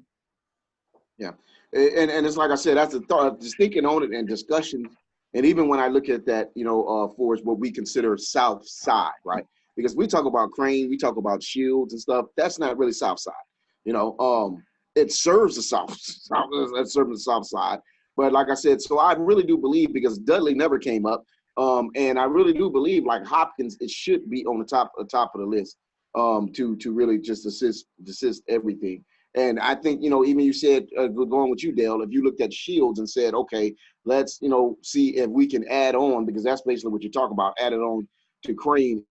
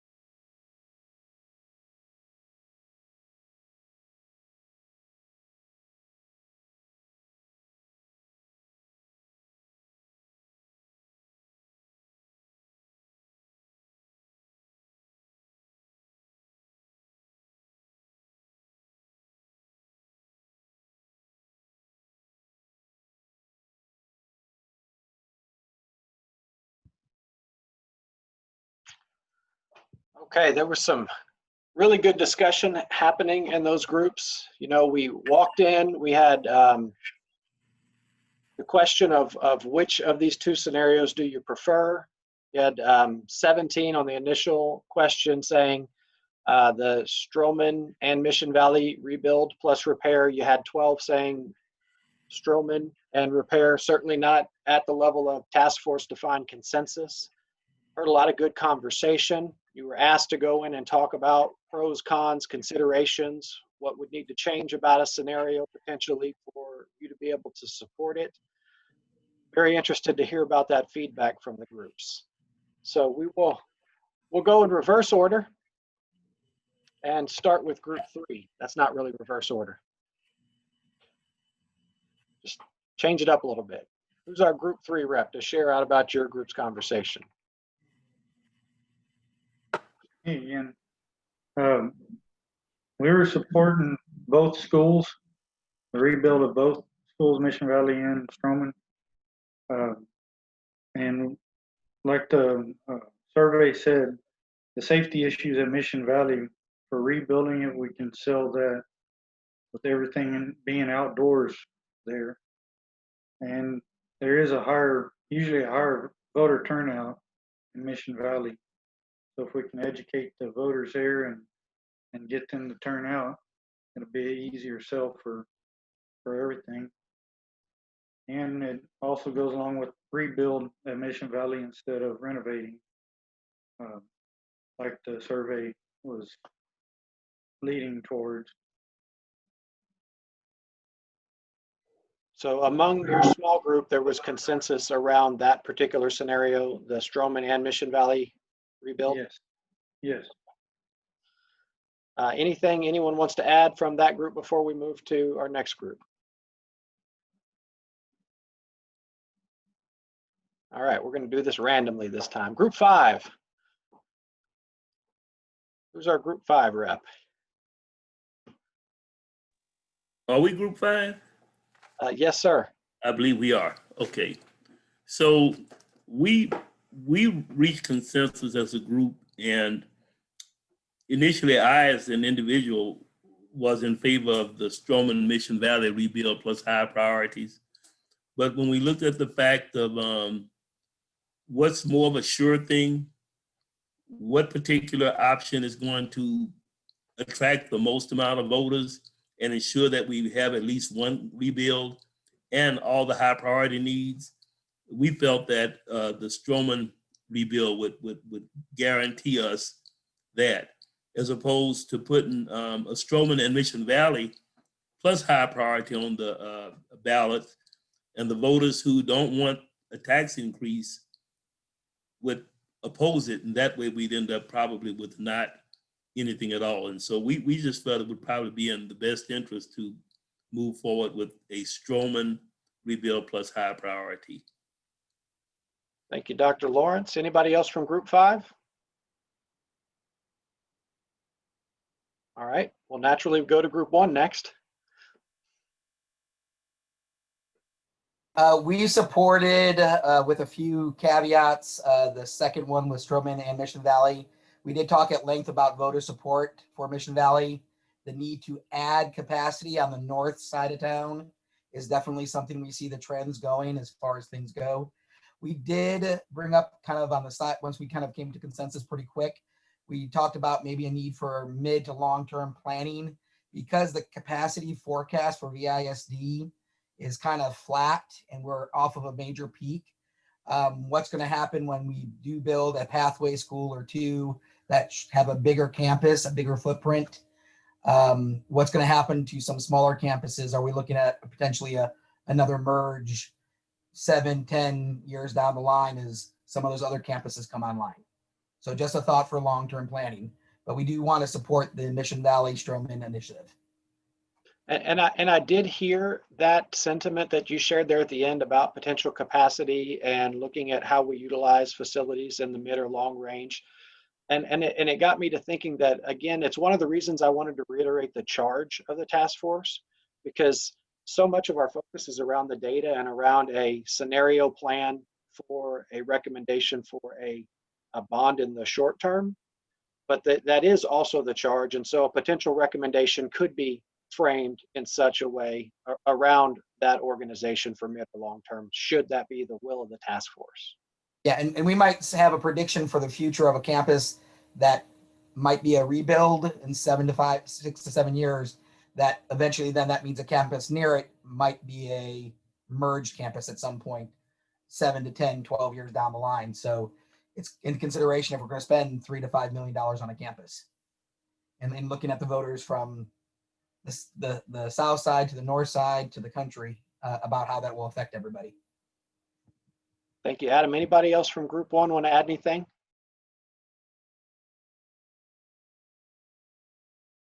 All right, let's go to Group 6.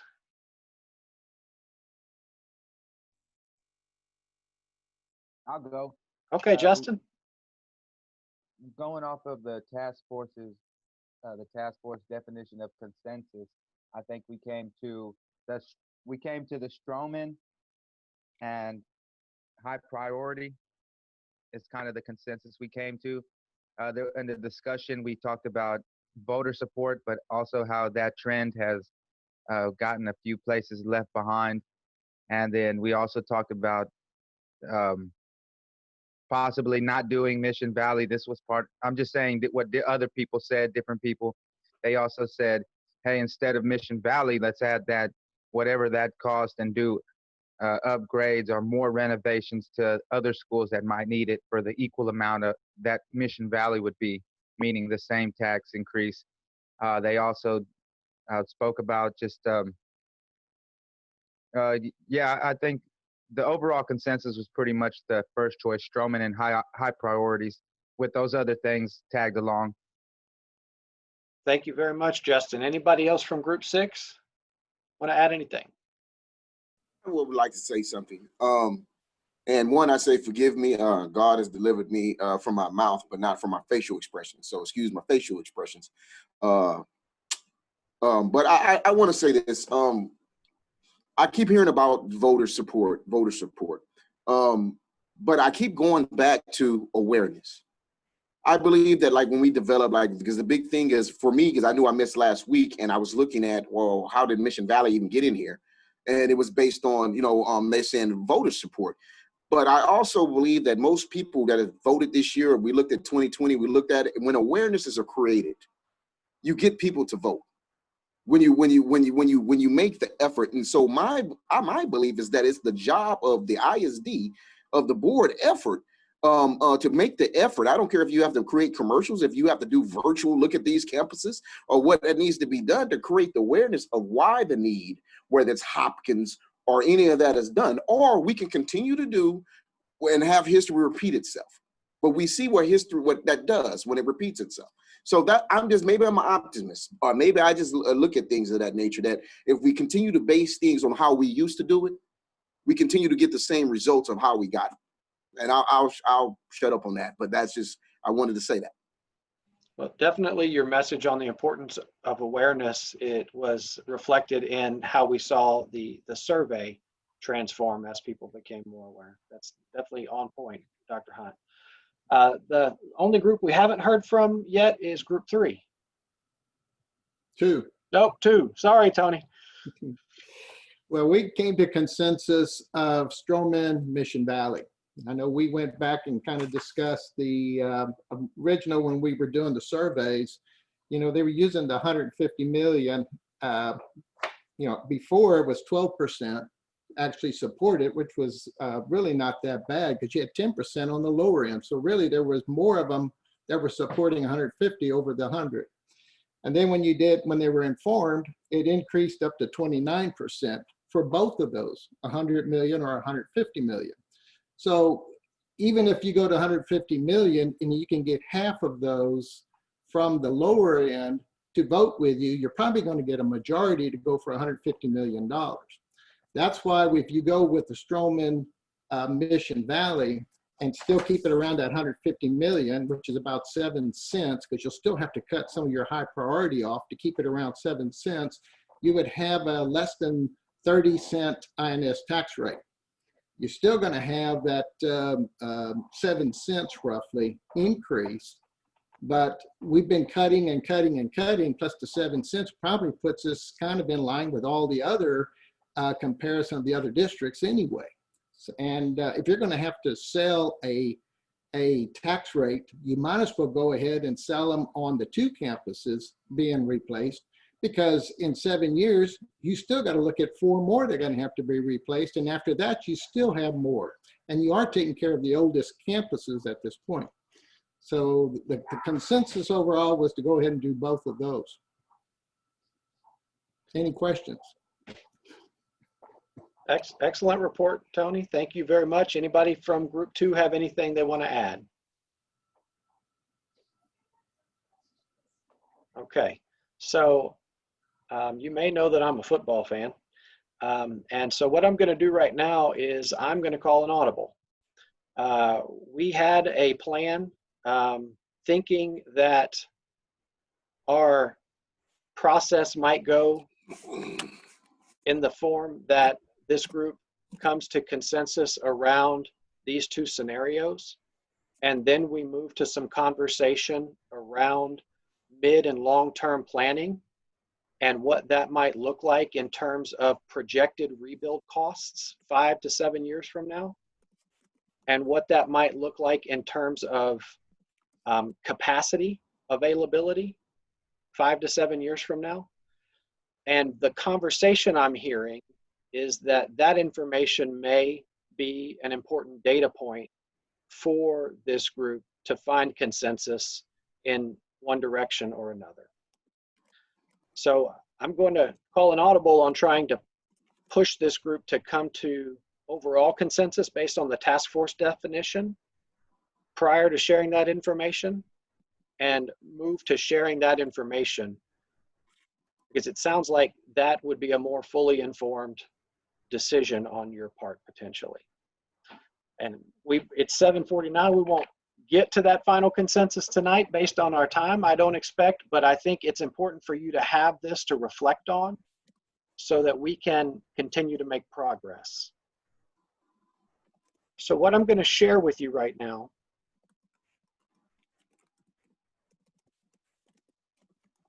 can you see a spreadsheet? I mean, Not yet. Not yet. Not yet. Okay.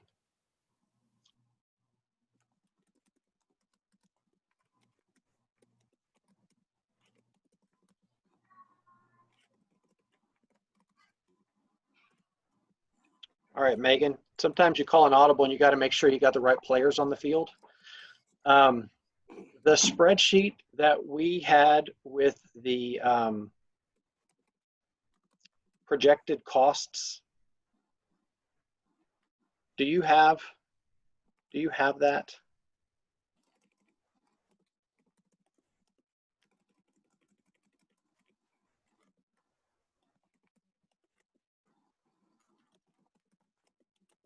Pardon us for just a moment.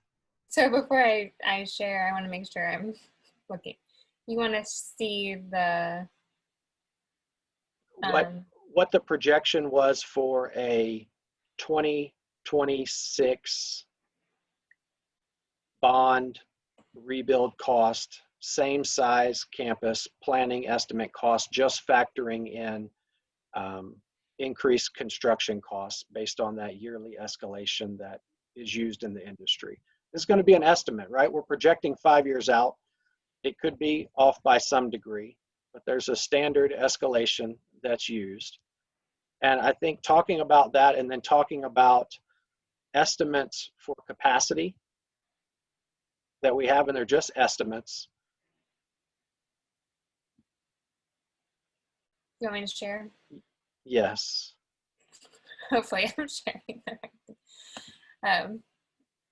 This spreadsheet? Yes. Okay. Okay. And what I want to point you to here is the bottom part of this spreadsheet. So the top part we've already covered tonight. We talked about, hey, if this campus was expected to be online for 10 years or more without a rebuild, then we need to do this level of repair at that campus. But if the task force is saying, hey, in the next 5 years or so, we would recommend that the district rebuild this facility, well, then we need to reprioritize whether all that repair money would be the smart move to make based on a proposed rebuild. So you've seen all that. We've presented that tonight. The bottom for my own peace of mind, I wanted to know, planning forward, just using standard escalation costs and assuming, right, this is assumptions. Let's say 5 years from now, we wanted to run the same scenario, same capacity elementary. I'm just going to use Hopkins at the top. 38,800,000 right now estimate. 2026, that same building estimated around 52 million.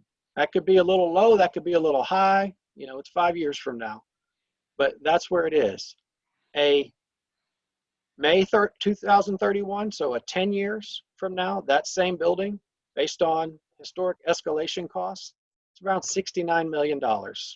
What we're talking about today, approximately replacing a Stroman, a larger middle school. 10 years from now, your elementary is going to be projected at that. And you can see that same cost estimate for Mission Valley, Patty Welder, Shields, Smith, and Stroman. The other estimate that we are working on with our financial advisor is, okay, if we have a bond that doesn't increase the tax rate in May of 2021, what is the projected capacity 5 years from now within that same tax rate, assuming no tax rate increase? And this is an estimate, it's based on some variables, it's around $20 million.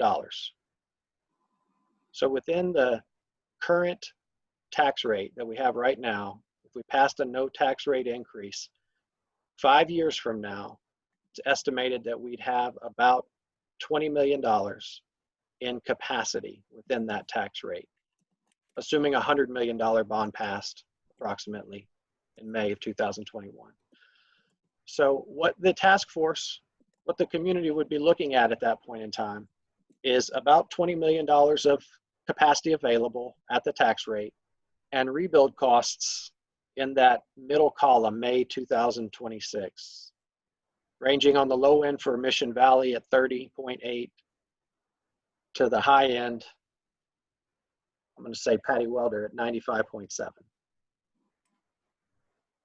We also asked them to run that same sort of planning estimate for capacity at a 6-cent increase. That was one of the markers.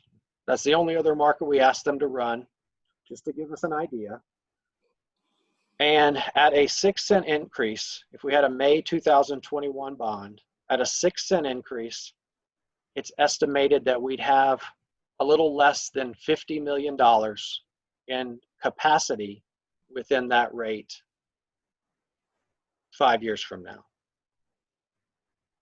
So as the task force is having conversation around what to include in this plan and having some conversation around what you may or may not want to prioritize for rebuild 5-7 years from now, wherever that time frame is, I think it is important for you to have some concept of what would be built-in capacity versus what would require a tax rate increase at that time and where those values compare to estimated rebuild costs at that time.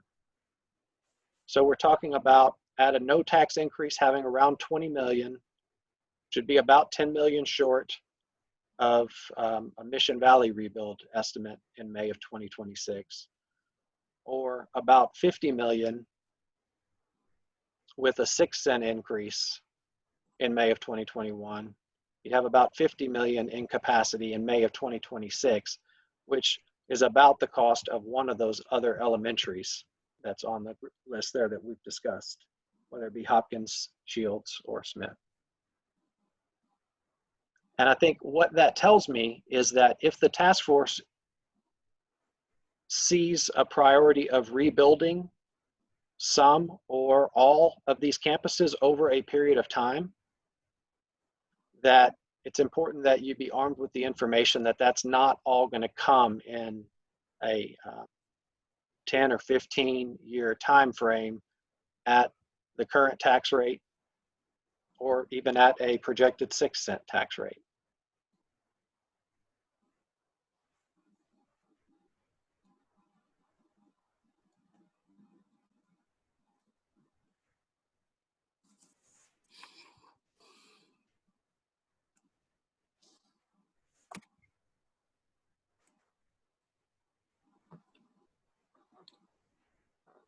So I'm just going to let that set for a second, because that's a lot of data.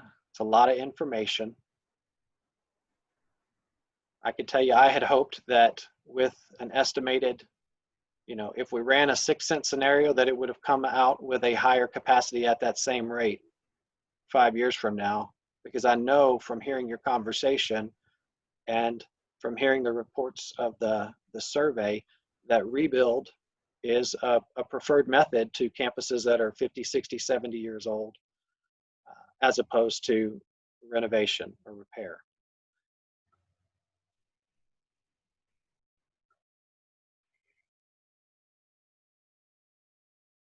So you're saying if we did the 2 schools and the high priority needs, if we did a bond to cover all that, in 5 years, we would have roughly enough capacity to have another bond, basically just build another elementary school that doesn't cost the taxpayers anything more than what they're paying now.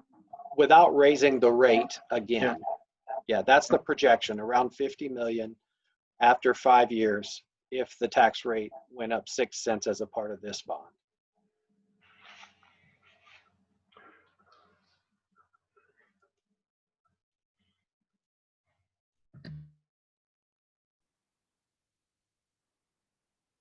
And I share this with you, and I think it's important data because you are doing exactly what you've been charged to do, which is not just think about today, but think about tomorrow.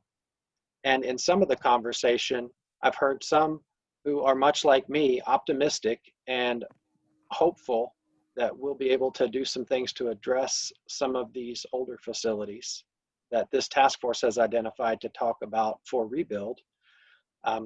And the dollar amounts associated are really important for you to be aware of if we're going to have an informed conversation around midterm or long-term planning of any potential rebuilds the task force wants to consider.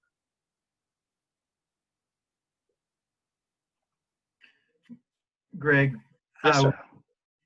The statistics you gave us earlier, maybe be possibly pushing it up to $150 million and getting it passed. It's in the reality side, the more we push money and then we go back and tell them, oh, we have another $90 million we want to come to you again in 5 years, we risk not getting anything out of this. And that's the concerning part. We know what the problems are. It's the pushing too much on a taxpayer that trying to hold on to every penny they got. And you're spot on with that comment, Dale, that really it's the challenge of this task force, the charge of this task force to look at this information and say, here's what we believe the community will support among the needs that exist. And I don't know what that answer is. Yes, sir, Mr. Greer. Mr. Muller, when was the last time that we passed the bond election? It was in 2007, Pastor Greer. 2007. Yes, sir. And did it pass with a lot or just barely? I'm going to defer to Francis. I was not in Victoria in 2007, so the rate I'm uncertain of. Does someone else on the call remember? Maybe Trey or Francis or? It was about a 20% tax increase, I believe. No, I think he was asking the percentage. Of yeah, how many were for it versus against? Does anybody recall approximately? I don't know the percentage exactly, but it was over 50%, I thought. Yes. 54% was the number. 54? Okay. I was close. The reason I asked that question is this is a tight situation that we're talking about right now, and just like the gentleman said as we was in the breakout, there's a lot going on. A lot of people are losing their jobs.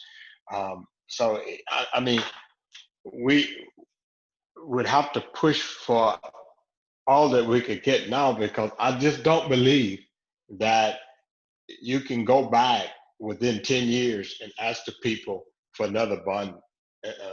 Like I just don't, I don't believe they would go for it.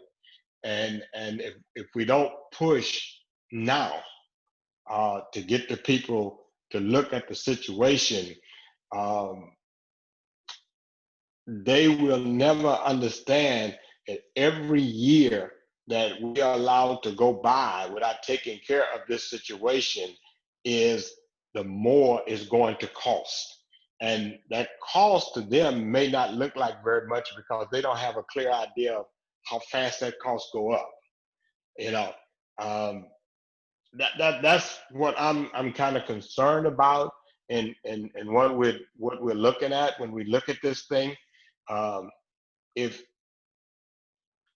we're going to have a bond election, then we're going to have to show the work that we have made a proclamation that we're going to do in order to ever get another bond election. Because from the way it sounds right now, although a lot of people may not go out and vote, the key thing of now is that the ones that do go out and vote say, yes, let's do it.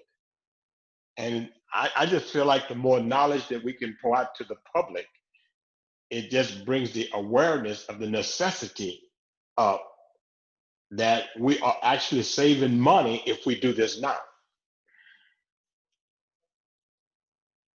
So I'm saying, from looking at that, should we push for what we feel like the maximum that we can get according to our need now, rather than saying 5 or 10 years from now we'll do it again? Because it's going to be about anywhere from a 15 to a 45% increase over those years. That's a very on point topic for this task force to consider right now, is what is the right approach strategically, short term, and also considering mid and long term. And Mr. Zook's point is on point too, in terms of one of the reasons we have embraced this leadership process of engaging a task force is to build ownership among a group and to better understand where our community is and what they want and will support. So to kind of throw a thought in there, maybe we need to give a more emphasis on the rebuilds and less on the critical repairs. Kind of the bridge gap. Maybe we need to take that $150-ish million threshold, and instead of doing 40 million or 30 million of critical repairs, maybe we pare that down even more. Mr. Urbano, don't yell at me. Pare it down even more to maybe 10 or 12 million, and throw a Hopkins or a Shields or a Smith on there and do 3 schools instead of 1. So there's more perceived value to the taxpayers at this time. Just a thought process. And then 7 years from now, when we can do another bond issue and it doesn't cost us any money, then we're 1 school ahead of the game as far as things go. I don't know about what the thought process is, but should we maybe do an additional school and even sharpen the pencil a little bit more on what type of critical repairs we need to do? Because if we build one of those, again, Hopkins, Shields, or Smith that have that larger capacity, maybe there's some other schools we don't need the capacity of in the nearer future. Just a thought. The principal over at Patty Wilder said we've got to have air conditioners, or we can't run the school. That's what she told us last week in our group. Which, how many Patty Wilder air conditioning problems are there in the district? A lot. I think that's the answer. I do think the challenge, Adam, and I appreciate that line of thinking, and it was definitely one of the potential scenarios, I believe, early on that we talked through, and because of the total amount of money. Of course, at that point, we were considering a larger amount of repairs. What jumps out to me to reflect for the group, if you don't mind, is that we have 15 facilities 50 years or older, and the type of infrastructure needs that are identified are important ones, like Mr. Zook just mentioned in terms of air conditioning being one of them. And they're widespread among those older facilities. And thinking about when those campuses could get those needed repairs, we know we already spend 30% of our maintenance budget, our budget that we have flexibility on maintenance items, that it's not going to fit within a regular M&O in any reasonable amount of time to address those needs of those campuses that exist. That would be my concern, and I think one that Johnny might share, if we were to significantly pare down those needs or those repairs. And I do wish the bond could be 170 million, not 150 million, to help compensate for that. It's just, again, the thresholds for voter support, it's that magic teeter-totter to get to that right level. One thing I want to gauge real quick from the group, and I'm not going to keep you much longer. We're going to find a stopping point here. But I want to gauge from the group where, if there's any concerns that you have around the adjustments that we made to the repair refinements. I haven't heard anyone say, hey, you should not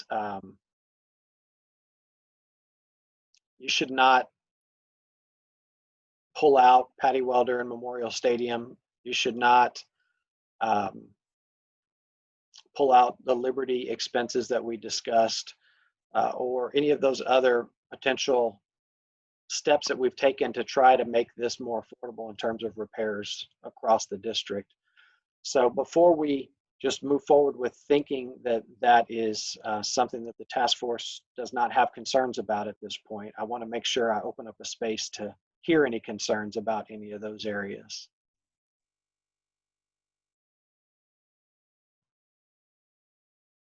Well, our group discussed that somewhat because, you know, we don't want to jeopardize your primary needs by adding on more and more. I mean, we even discussed since Patty Welder and Memorial Stadium, perhaps it'd been a separate item on the bond issue to see, you know, if they would go for the additional amount for just that those athletic areas. But again, you put things like that on there, are they more apt to vote against everything, or say, yes, we want this, but not this? So sometimes, you know, that was one of those things, trying to guess what they would do. You see more and more on there, the additional options.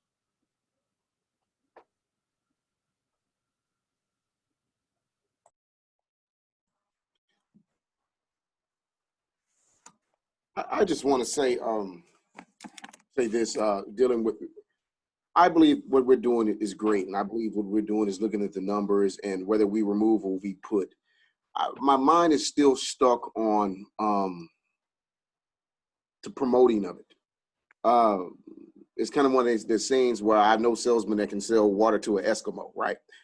Pretty much people will buy in if you're dealing with the transparency, and if you're dealing with, I'm big on the articulation of the advertising, like, and maybe because that's part of my profession, but it's just one of those things. If it's promoted out, if it's invested in, where you're creating awareness, like, once again, whether it's through the commercials or where it's going through and showing the need, where these people, where it's creating that thought process, you will get a better solution and a better win in the end. Because my thing is, we can go through all this and we can think of the possibilities of what people may think of what they do, and then we do a bond and it fails. So my thing is doing the best effort in, okay, did we make sure we conveyed out the need? And did we do? And if that means, once again, that ISD has to invest in the commercials or into the things to reach out to the people to get that, you know, where they know there's a need, then pretty much, I'm not going to say that you could ask for anything you want, but I can say that you can go and say, this is a need and this is why we need to do it, and stop trying to shortcut it and say we're going to wait 10 years to come back at them again. Dr. Bonewald, can you explain the process of advertising and marketing the bond as far as the district's standing and so forth? Yes, Ashley, thank you. That's a really good idea for me to share with the entire group. And certainly we learned from the survey, we've learned from prior experience that educating and bringing awareness to needs and the efforts to address those needs in a responsible manner is extremely important to success for the school district. When a school district formally calls a bond election, the school district itself cannot advocate for the passage of that bond. The leadership of the school district, the superintendent, myself, any communications that come from resources that exist from the school district, from taxpayer money, can only be used to provide educational materials. Right now, I can tell you, this school needs this. We really need this. This would make a difference. When we get to the point where a school board calls a bond election, which would be February 12th, at that point, from that point forward, the school district as itself cannot advocate for the passage of that bond, only inform.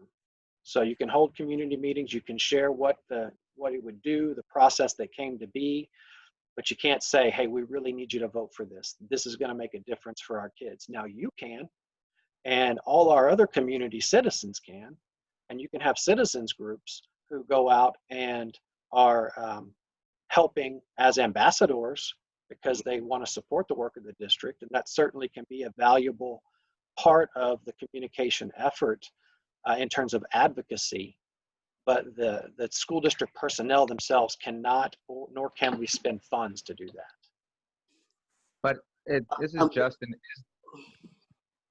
Is there some, but you said that information is something you can give out information. So I think that Dr. Hunt was onto something very good, because you don't necessarily have to advocate pro bond, just maybe just a strong information campaign.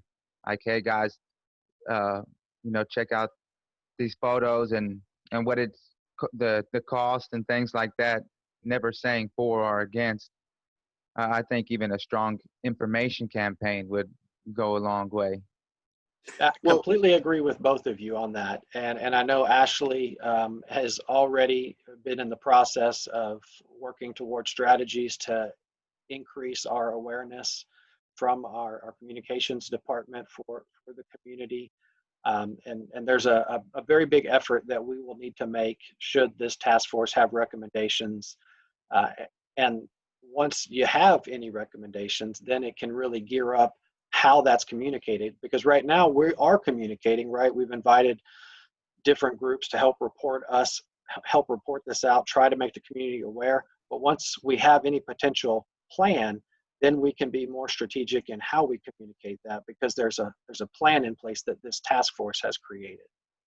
And Dr. Bonewald, if I may add to that, and I've worked in several school districts, Dallas, Houston, I've worked in Austin, as far as lived and worked there. And when you look at the districts where the facilities remain in top-notch condition, the citizens there understand that a bond election is coming ever so many years. It's coming.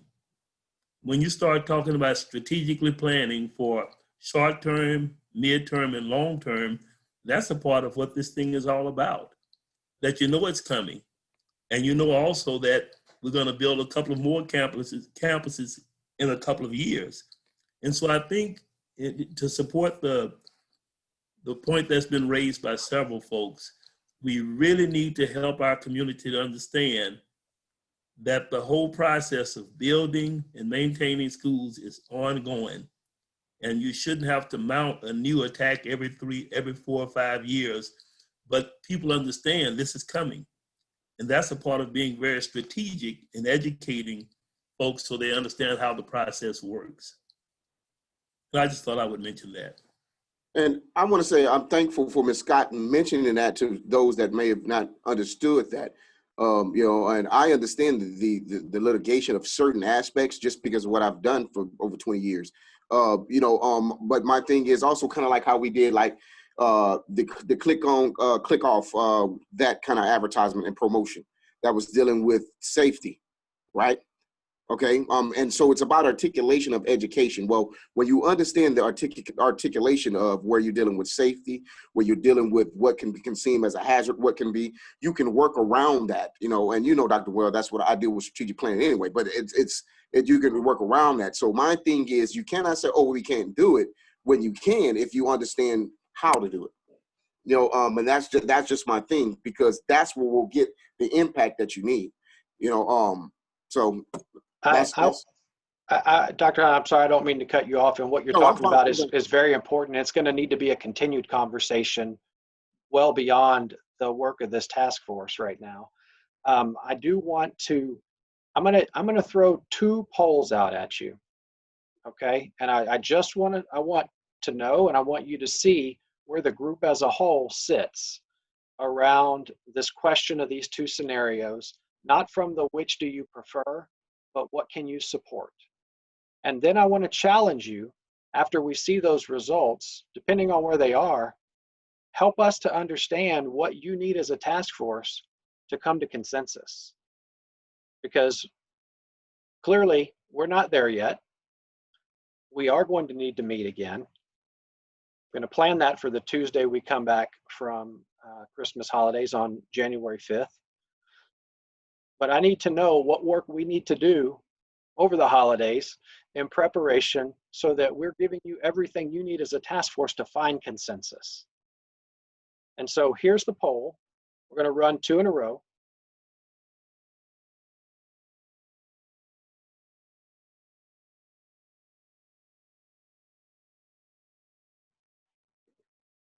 Here's the first one, and it's built in the language of consensus.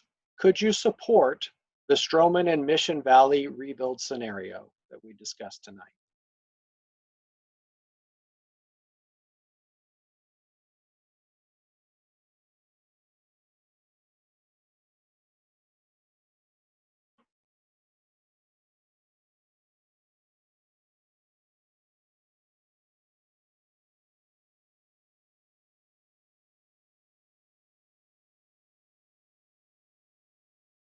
Okay, this is a moment where I wish I knew more about Zoom, because I don't really want you to see these results yet until after you've had an opportunity to answer the other question, because I don't want this answer to impact the answer to the other question. So here's what I'm going to do. Screenshot it. Well, how do you screenshot? I was going to snip it. How do you screenshot? Somebody tell me. Megan, tell me how to screenshot. Or can you, wait, you can't see it. No, I can't see it. What do I push? A snippet is the same thing. I would do that. I'm on a Mac, so my key commands are probably different than yours. Yeah, you're just gonna have to snip it. Yeah. Oh, this is so frustrating. I'm sorry. I'm trying to figure out how to get access.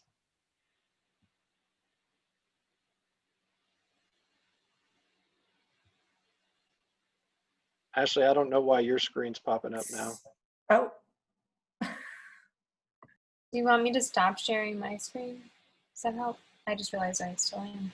Are you sharing your screen? Yeah, I'll stop sharing. Go ahead and start sharing your screen. Start? Yeah, just something vanilla. I am sharing my screen. So right now, Megan is showing her screen. I think it would work if she unshared hers. We all need to close our eyes.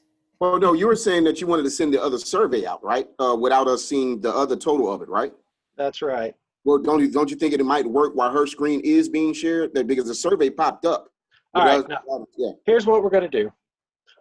I'm gonna end the polling, and it should save it. And I'm going to trust that you guys trust me in case I lose this. And if you don't, we'll do a roll call so you can say what you actually voted, because I know what you voted. All right. Now, I think I got it. Can you see that one? Yes. Woohoo.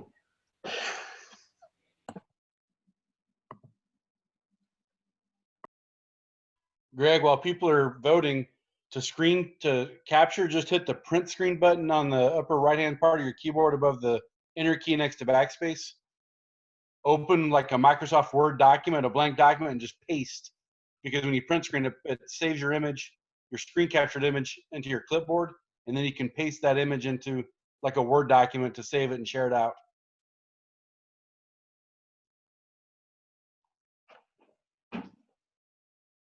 All right, has everybody voted? You guys are not going to believe this. Oh my goodness. This group, y'all are something. All right, I need to be able to share my screen now, Megan. I don't know if y'all are seeing my, there we go. Okay. All right, so before I share the results, sometimes I think you guys are split down the middle and sometimes you're a very amenable group. You're going to find that according to your definition, you actually have consensus around either one. So around the question, could you support the Stroman rebuild scenario? It's 26 and 2. Everybody see that? Okay. Megan, take a screenshot of that, please. You got it? All right. Now I'm going to go to the other one. The question, could you support the Stroman and Mission Valley rebuild? Not exactly the same, but also met the definition of consensus for this task force. This is awesome. Which is awesome, and also I'm not sure what to do next. That must mean we have two really good potential plans. If we've You know, I can support both of them, but Stroman and Mission Valley is my first pick. I'd agree with that. Well, you know, maybe it's worthy then of going back to that other poll that I ran earlier about which one you prefer, to see if that moved any or if it's still fairly split, but you're willing to support either. I'm curious to know if after this conversation, some of the additional information, it's all coming full circle to that whole survey process that we talked about at the beginning. I think it'd be a good idea to redo that one. So let's see if that changes any.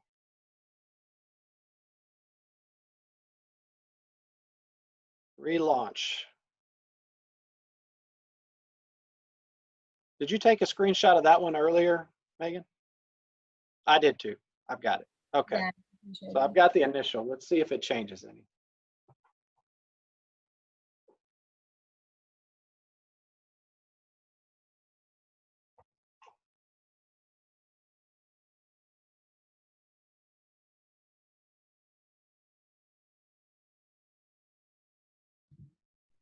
Greg, it's a completely different question.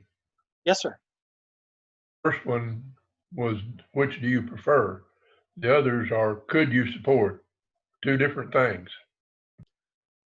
Yes, sir. Absolutely.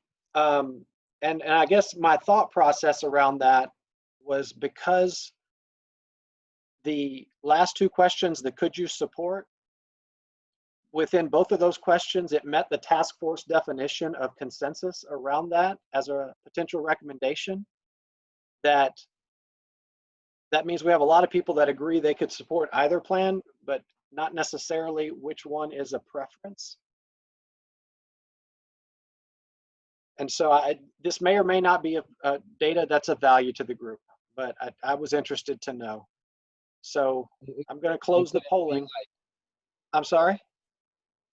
I was just thinking if you'd be able to differentiate the amount of voters if you just did each one individually again, but said only you could only pick one, only vote on one poll. You know, so it said, could you support? And if you don't support the other one, you don't vote. If that makes sense. Anyway, it don't matter. Let me share these results and just see how this impacts the group, if at all. So here we had 18 under the Stroman and Mission Valley rebuild scenario and 9 under the Stroman rebuild scenario. So that moved a little bit. I think it was maybe 12 and 7 initially, or my numbers are probably off, but it seems like the number moved up slightly from our initial time that we ran this question. So while we have consensus around either based on the group's definition, we have a 2-to-1 preference when you ask between the two, which do you prefer?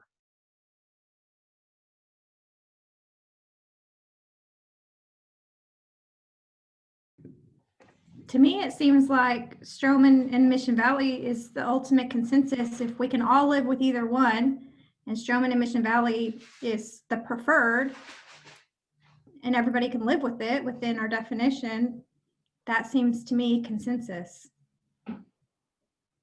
My question is, what is Mission Valley based off of? Is it based off of voters? That's why it's in, because if we know that Mission Valley serves the least of just if dealing with the area for as a student wise, that's my question. Is it based off of what we believe voters will do? It's the oldest campus. I'll say 70-year campus that needs to be totally replaced because it's not even handicap accessible.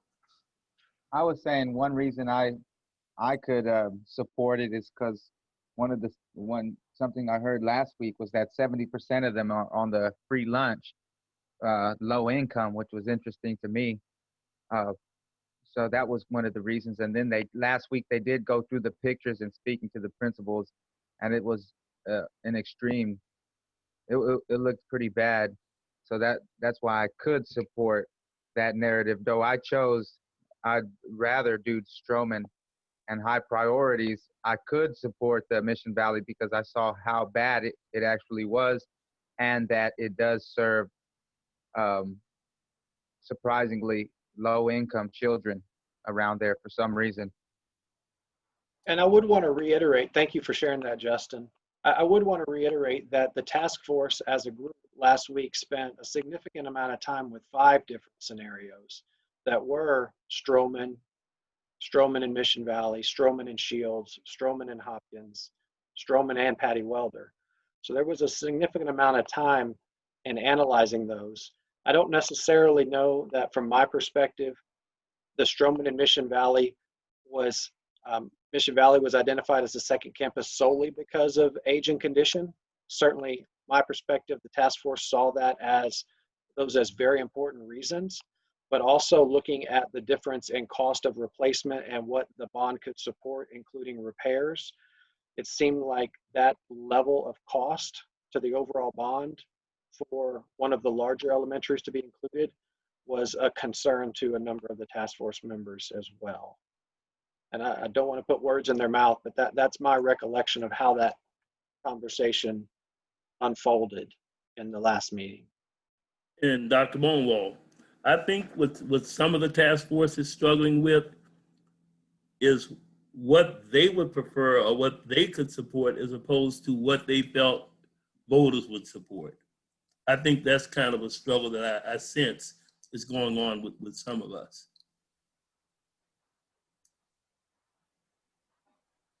Well, let me ask you this, because you've stayed much longer than our typical meeting. I really appreciate that. This work is so important. You can't necessarily just cut it off right at 8 o'clock. So thank you for the additional time. Is there additional information that you need, whether it be related to finalizing a potential recommendation around the scenario, or whether it be additional information to help you as we move forward also with the prioritization of potentially mid or long-term campuses that the task force may want the district to consider for rebuild down the line? because please remember that conversation is going to be really important too, because there's repairs that we may or may not do at certain campuses if we feel like, or if the task force feels like that's a recommendation you want to make for a replacement in 5 to 7 years. I know. I just wanted to try. I wanted to. Could you bring Go Greg ahead. Urbano tomorrow next week to us so we can hear what he says? He's the maintenance guy. We need to hear what Greg says. What's really important? What he says he need to fix this place. John Urbano, is that who you're talking John, about? yes, I'm sorry, not John. John Urbano. Absolutely. He was here for most of the meeting, but it doesn't look like he's on at the moment. And I would want to, and absolutely, I think that's a great idea. And we'll have Johnny keyed up to talk about what he sees. Oh, Johnny's here. Johnny's here. Yeah. Say again, Mr. Zuck. Johnny, could you report to us next week the state of the affairs of the school district physically, not money-wise, physically? How bad do you see it? And is this thing, how bad is it really? Yeah, Johnny, and Johnny, what I really appreciate Mr. Zuck asking for you to do that, and I want you to take some time to put that information together to report back to them on the 5th. And what I'd want the whole task force to know is that since last Tuesday, I would not be exaggerating to say that we spent 8 hours combined with our maintenance leadership team going through the assessment on each of those campuses, line item by line item. It was a laborious process. Line item by line item, so that we could say, does this absolutely have to be done right now? Does this need to be done right now? Can we pull this out? We did pull some things out. I didn't reference certain things that we pulled out even on other campuses that aren't being considered for rebuild, because there's another way for us to outsmart that issue or deal with that issue within our own maintenance budget. So Johnny absolutely can come back with information, but I would want this whole group to know that a tremendous amount of time has been spent, not just by John, but by our entire maintenance leadership team. We have specialists for HVAC, specialists for electrical, so on and so forth. And they are very intimately knowledgeable of this report. Dr. Bonwell, I just want to say this, and it's throwing me off, and maybe it's just it's affecting me. Because when we look at, trying to look at what the need is, and for me, my thing is that I don't want needs based on voters' support. Like when we look at the numbers of what's the schools that are damaged and the things that are needed, and if we go off and say, okay, we see what a need is, but I think when you throw in what voters will support, now we're just dealing with how can we get a bond passed, and I think that kind of throws off the trueness of the assessment of need. What campuses are really needing something, if we're basing it off what campuses can we get done because somebody vote for it. I understand the reasoning, but I believe when we look at the accuracy of what is truly needed, the voter support shouldn't be based on that. I mean, it shouldn't be equivalent or calculated in that. That's just something that statistically, well, this is probably what we can get done, but it doesn't take away from what the need is. And I think that's kind of throwing me off a little bit about, whether it's Mission Valley or whatever. And even like Justin, I would tell Justin, I want to look at all the campuses and what is considered, because everybody, pretty much all campuses are free and reduced lunch. And look at these aspects of it. So, not basing it on that, because all the campuses are. I certainly hear what you're saying, Dr. Hunt, in terms of making decisions based on perception of voter support versus actual need. I would want to say this for the record, because this is a video thing that the community might watch. We, as a district, have spent 2 years going through this process and pulling out needs that aren't even on this list. We initially presented to this task force only high priority needs and what we defined as moderate, of which we may have thought they were high also, but you have to have some differentiation. And the task force told us to move some of those over to high need. There's nothing on the list that's been discussed that we would not define based on the work of the task force and the work of the school district as high need. I can remember one of our task force members after that first meeting of going through just what's being asked to be addressed under repair saying, well, this is all clearly, there's nothing controversial about this information. It's all clearly needed. I mean, it's windows, HVAC, roofs. So the point about conversation and how much should sway on voter support or perception of voter support, absolutely. I would just want to make sure that we're very clear from the district's perspective that there's nothing we're bringing to this task force to talk about that's not a high need. And in fact, we've left things off the table because we can't afford to do everything. I think last week. Go ahead. I think last week was very important because we got to hear from the principals of the schools themselves, and we got to get the walkthrough of the campuses. And I think a lot of the things that a lot of the conclusions we came to at the end of last week was after hearing what the principals had to say about their own schools and what they needed. And so I think it's very important to me that at the least those schools get what the principals are asking for. And when I was saying about the low income for Mission Valley too, to reiterate, was just saying that I could support it for one of those reasons. That was just an extra reason, not that other schools aren't low income, but that since after hearing all the principals and seeing all the different scenarios, and as a task force coming to that conclusion, that was a reason that I could be like, okay, I guess I can support that. It does look pretty bad, and they do service a low-income community. Thank you very much, Justin. I want to make sure so that we provide people the opportunity to step away from the meeting that we've heard from anyone who has any requests for additional information. As always, I'll stay behind to have additional conversations, but I want to make sure our team has the ability to respond to any additional information the group might feel they need. Dr. Boswell, I would like to ask you one question in reference to this bond issue. Or is it big enough to meet our needs, or is it set to what we think that may pass? So initially, Pastor Greer, we looked at, I'll just start with the 6 campuses, right, that were identified through the pathways and through age for consideration for rebuild.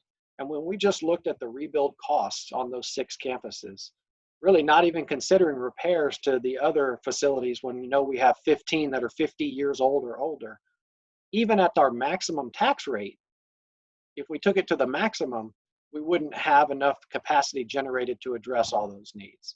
So it's a combination of analyzing the needs, trying to put the highest priority needs together, the most sensible plan of rebuild and repair that this task force tells us you believe the community can support. And that amount may be different now than it will be some years from now, based on a multitude of conditions. But in no way are we saying that this bond is addressing everything the school district needs. We know it's not. I'd like to say to the pastor too, and Dr. Hunt is, voter support. One thing I noticed is that in all of these like task force and the different community things I participate in, it's always the same people I see participating. And so I'm just saying, if we do want to try to push something bigger, how, we got to realize that we would be doing a lot of the work as we always do. And, I'm prepared to do that, but I just want to make sure that everybody is aware that there has always been a lack of participation. And I do so much, I feel, because there's a lack of people willing to participate and fight for these different areas. So I just wanted to add that. Well, that's why I say that we have phenomenal people like Dr. Bonwell on here, that we create the atmosphere of them understanding that it's important for VISD that covers all these areas to assist or whatever, where we can dealing with creating awareness. Just like report cards go out, just like information can go out. And absolutely, that is a responsibility and a charge that the school district has to effectively address.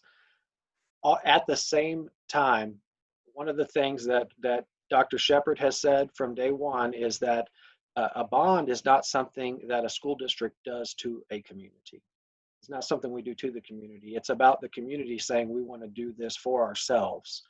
And so to Justin's point, it's got to be beyond. It's not there's three legs to the stool, right? I mean, it doesn't stand up with one leg. It requires us being transparent, us outsmarting versus outspending, and us being there to provide as much awareness and education that's needed. But that's not enough, right? That's part of the reason for this task force approach. We need, as a community, ownership in your school district, because you want this and your friends and colleagues want this. So we want a plan that can happen with.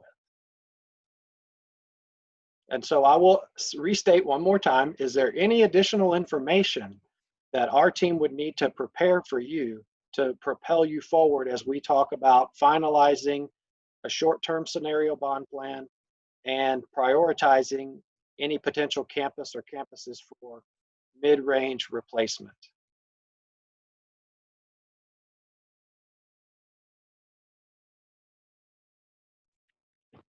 Well, I know that Hopkins would sit right in that 50 million capacity coming up if they pass that bond y'all were discussing with the 6 cent. Within 5 years, that would have that capacity. I'm just saying, because you're talking about mid and long term, so I'm gonna throw that in there. It's not in the scenario right now. I'd like to see it in, Great point, Justin. That amount that we talked about would be about the amount of a rebuild of a campus the size of Hopkins.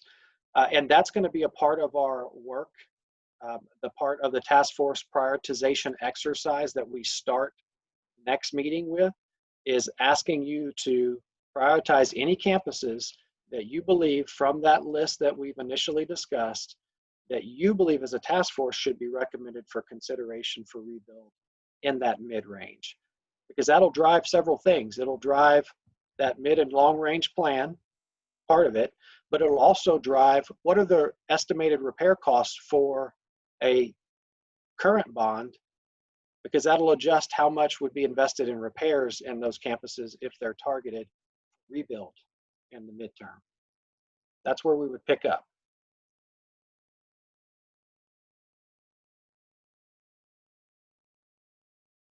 Okay, I don't have any additional information. I am happy to stay behind with any additional conversation that anyone would like to have. But if you don't need any extra information, please feel free to go have a wonderful evening. And I'm not going to see you again, so Merry Christmas, Happy Holidays, Happy New Year. We will have a meeting on January 5th. Please be there. We're going to be finalizing recommendations, I hope. And you've been along for this long of the ride, please finish the ride with us. And that's my birthday. My birthday, hey, January 5th. Hey, we'll have you a cake, Justin. We'll have a Zoom party. That's right. I love it. A virtual cake. Hey, Dr. Hunt, so what do you want to see, Dr. Hunt?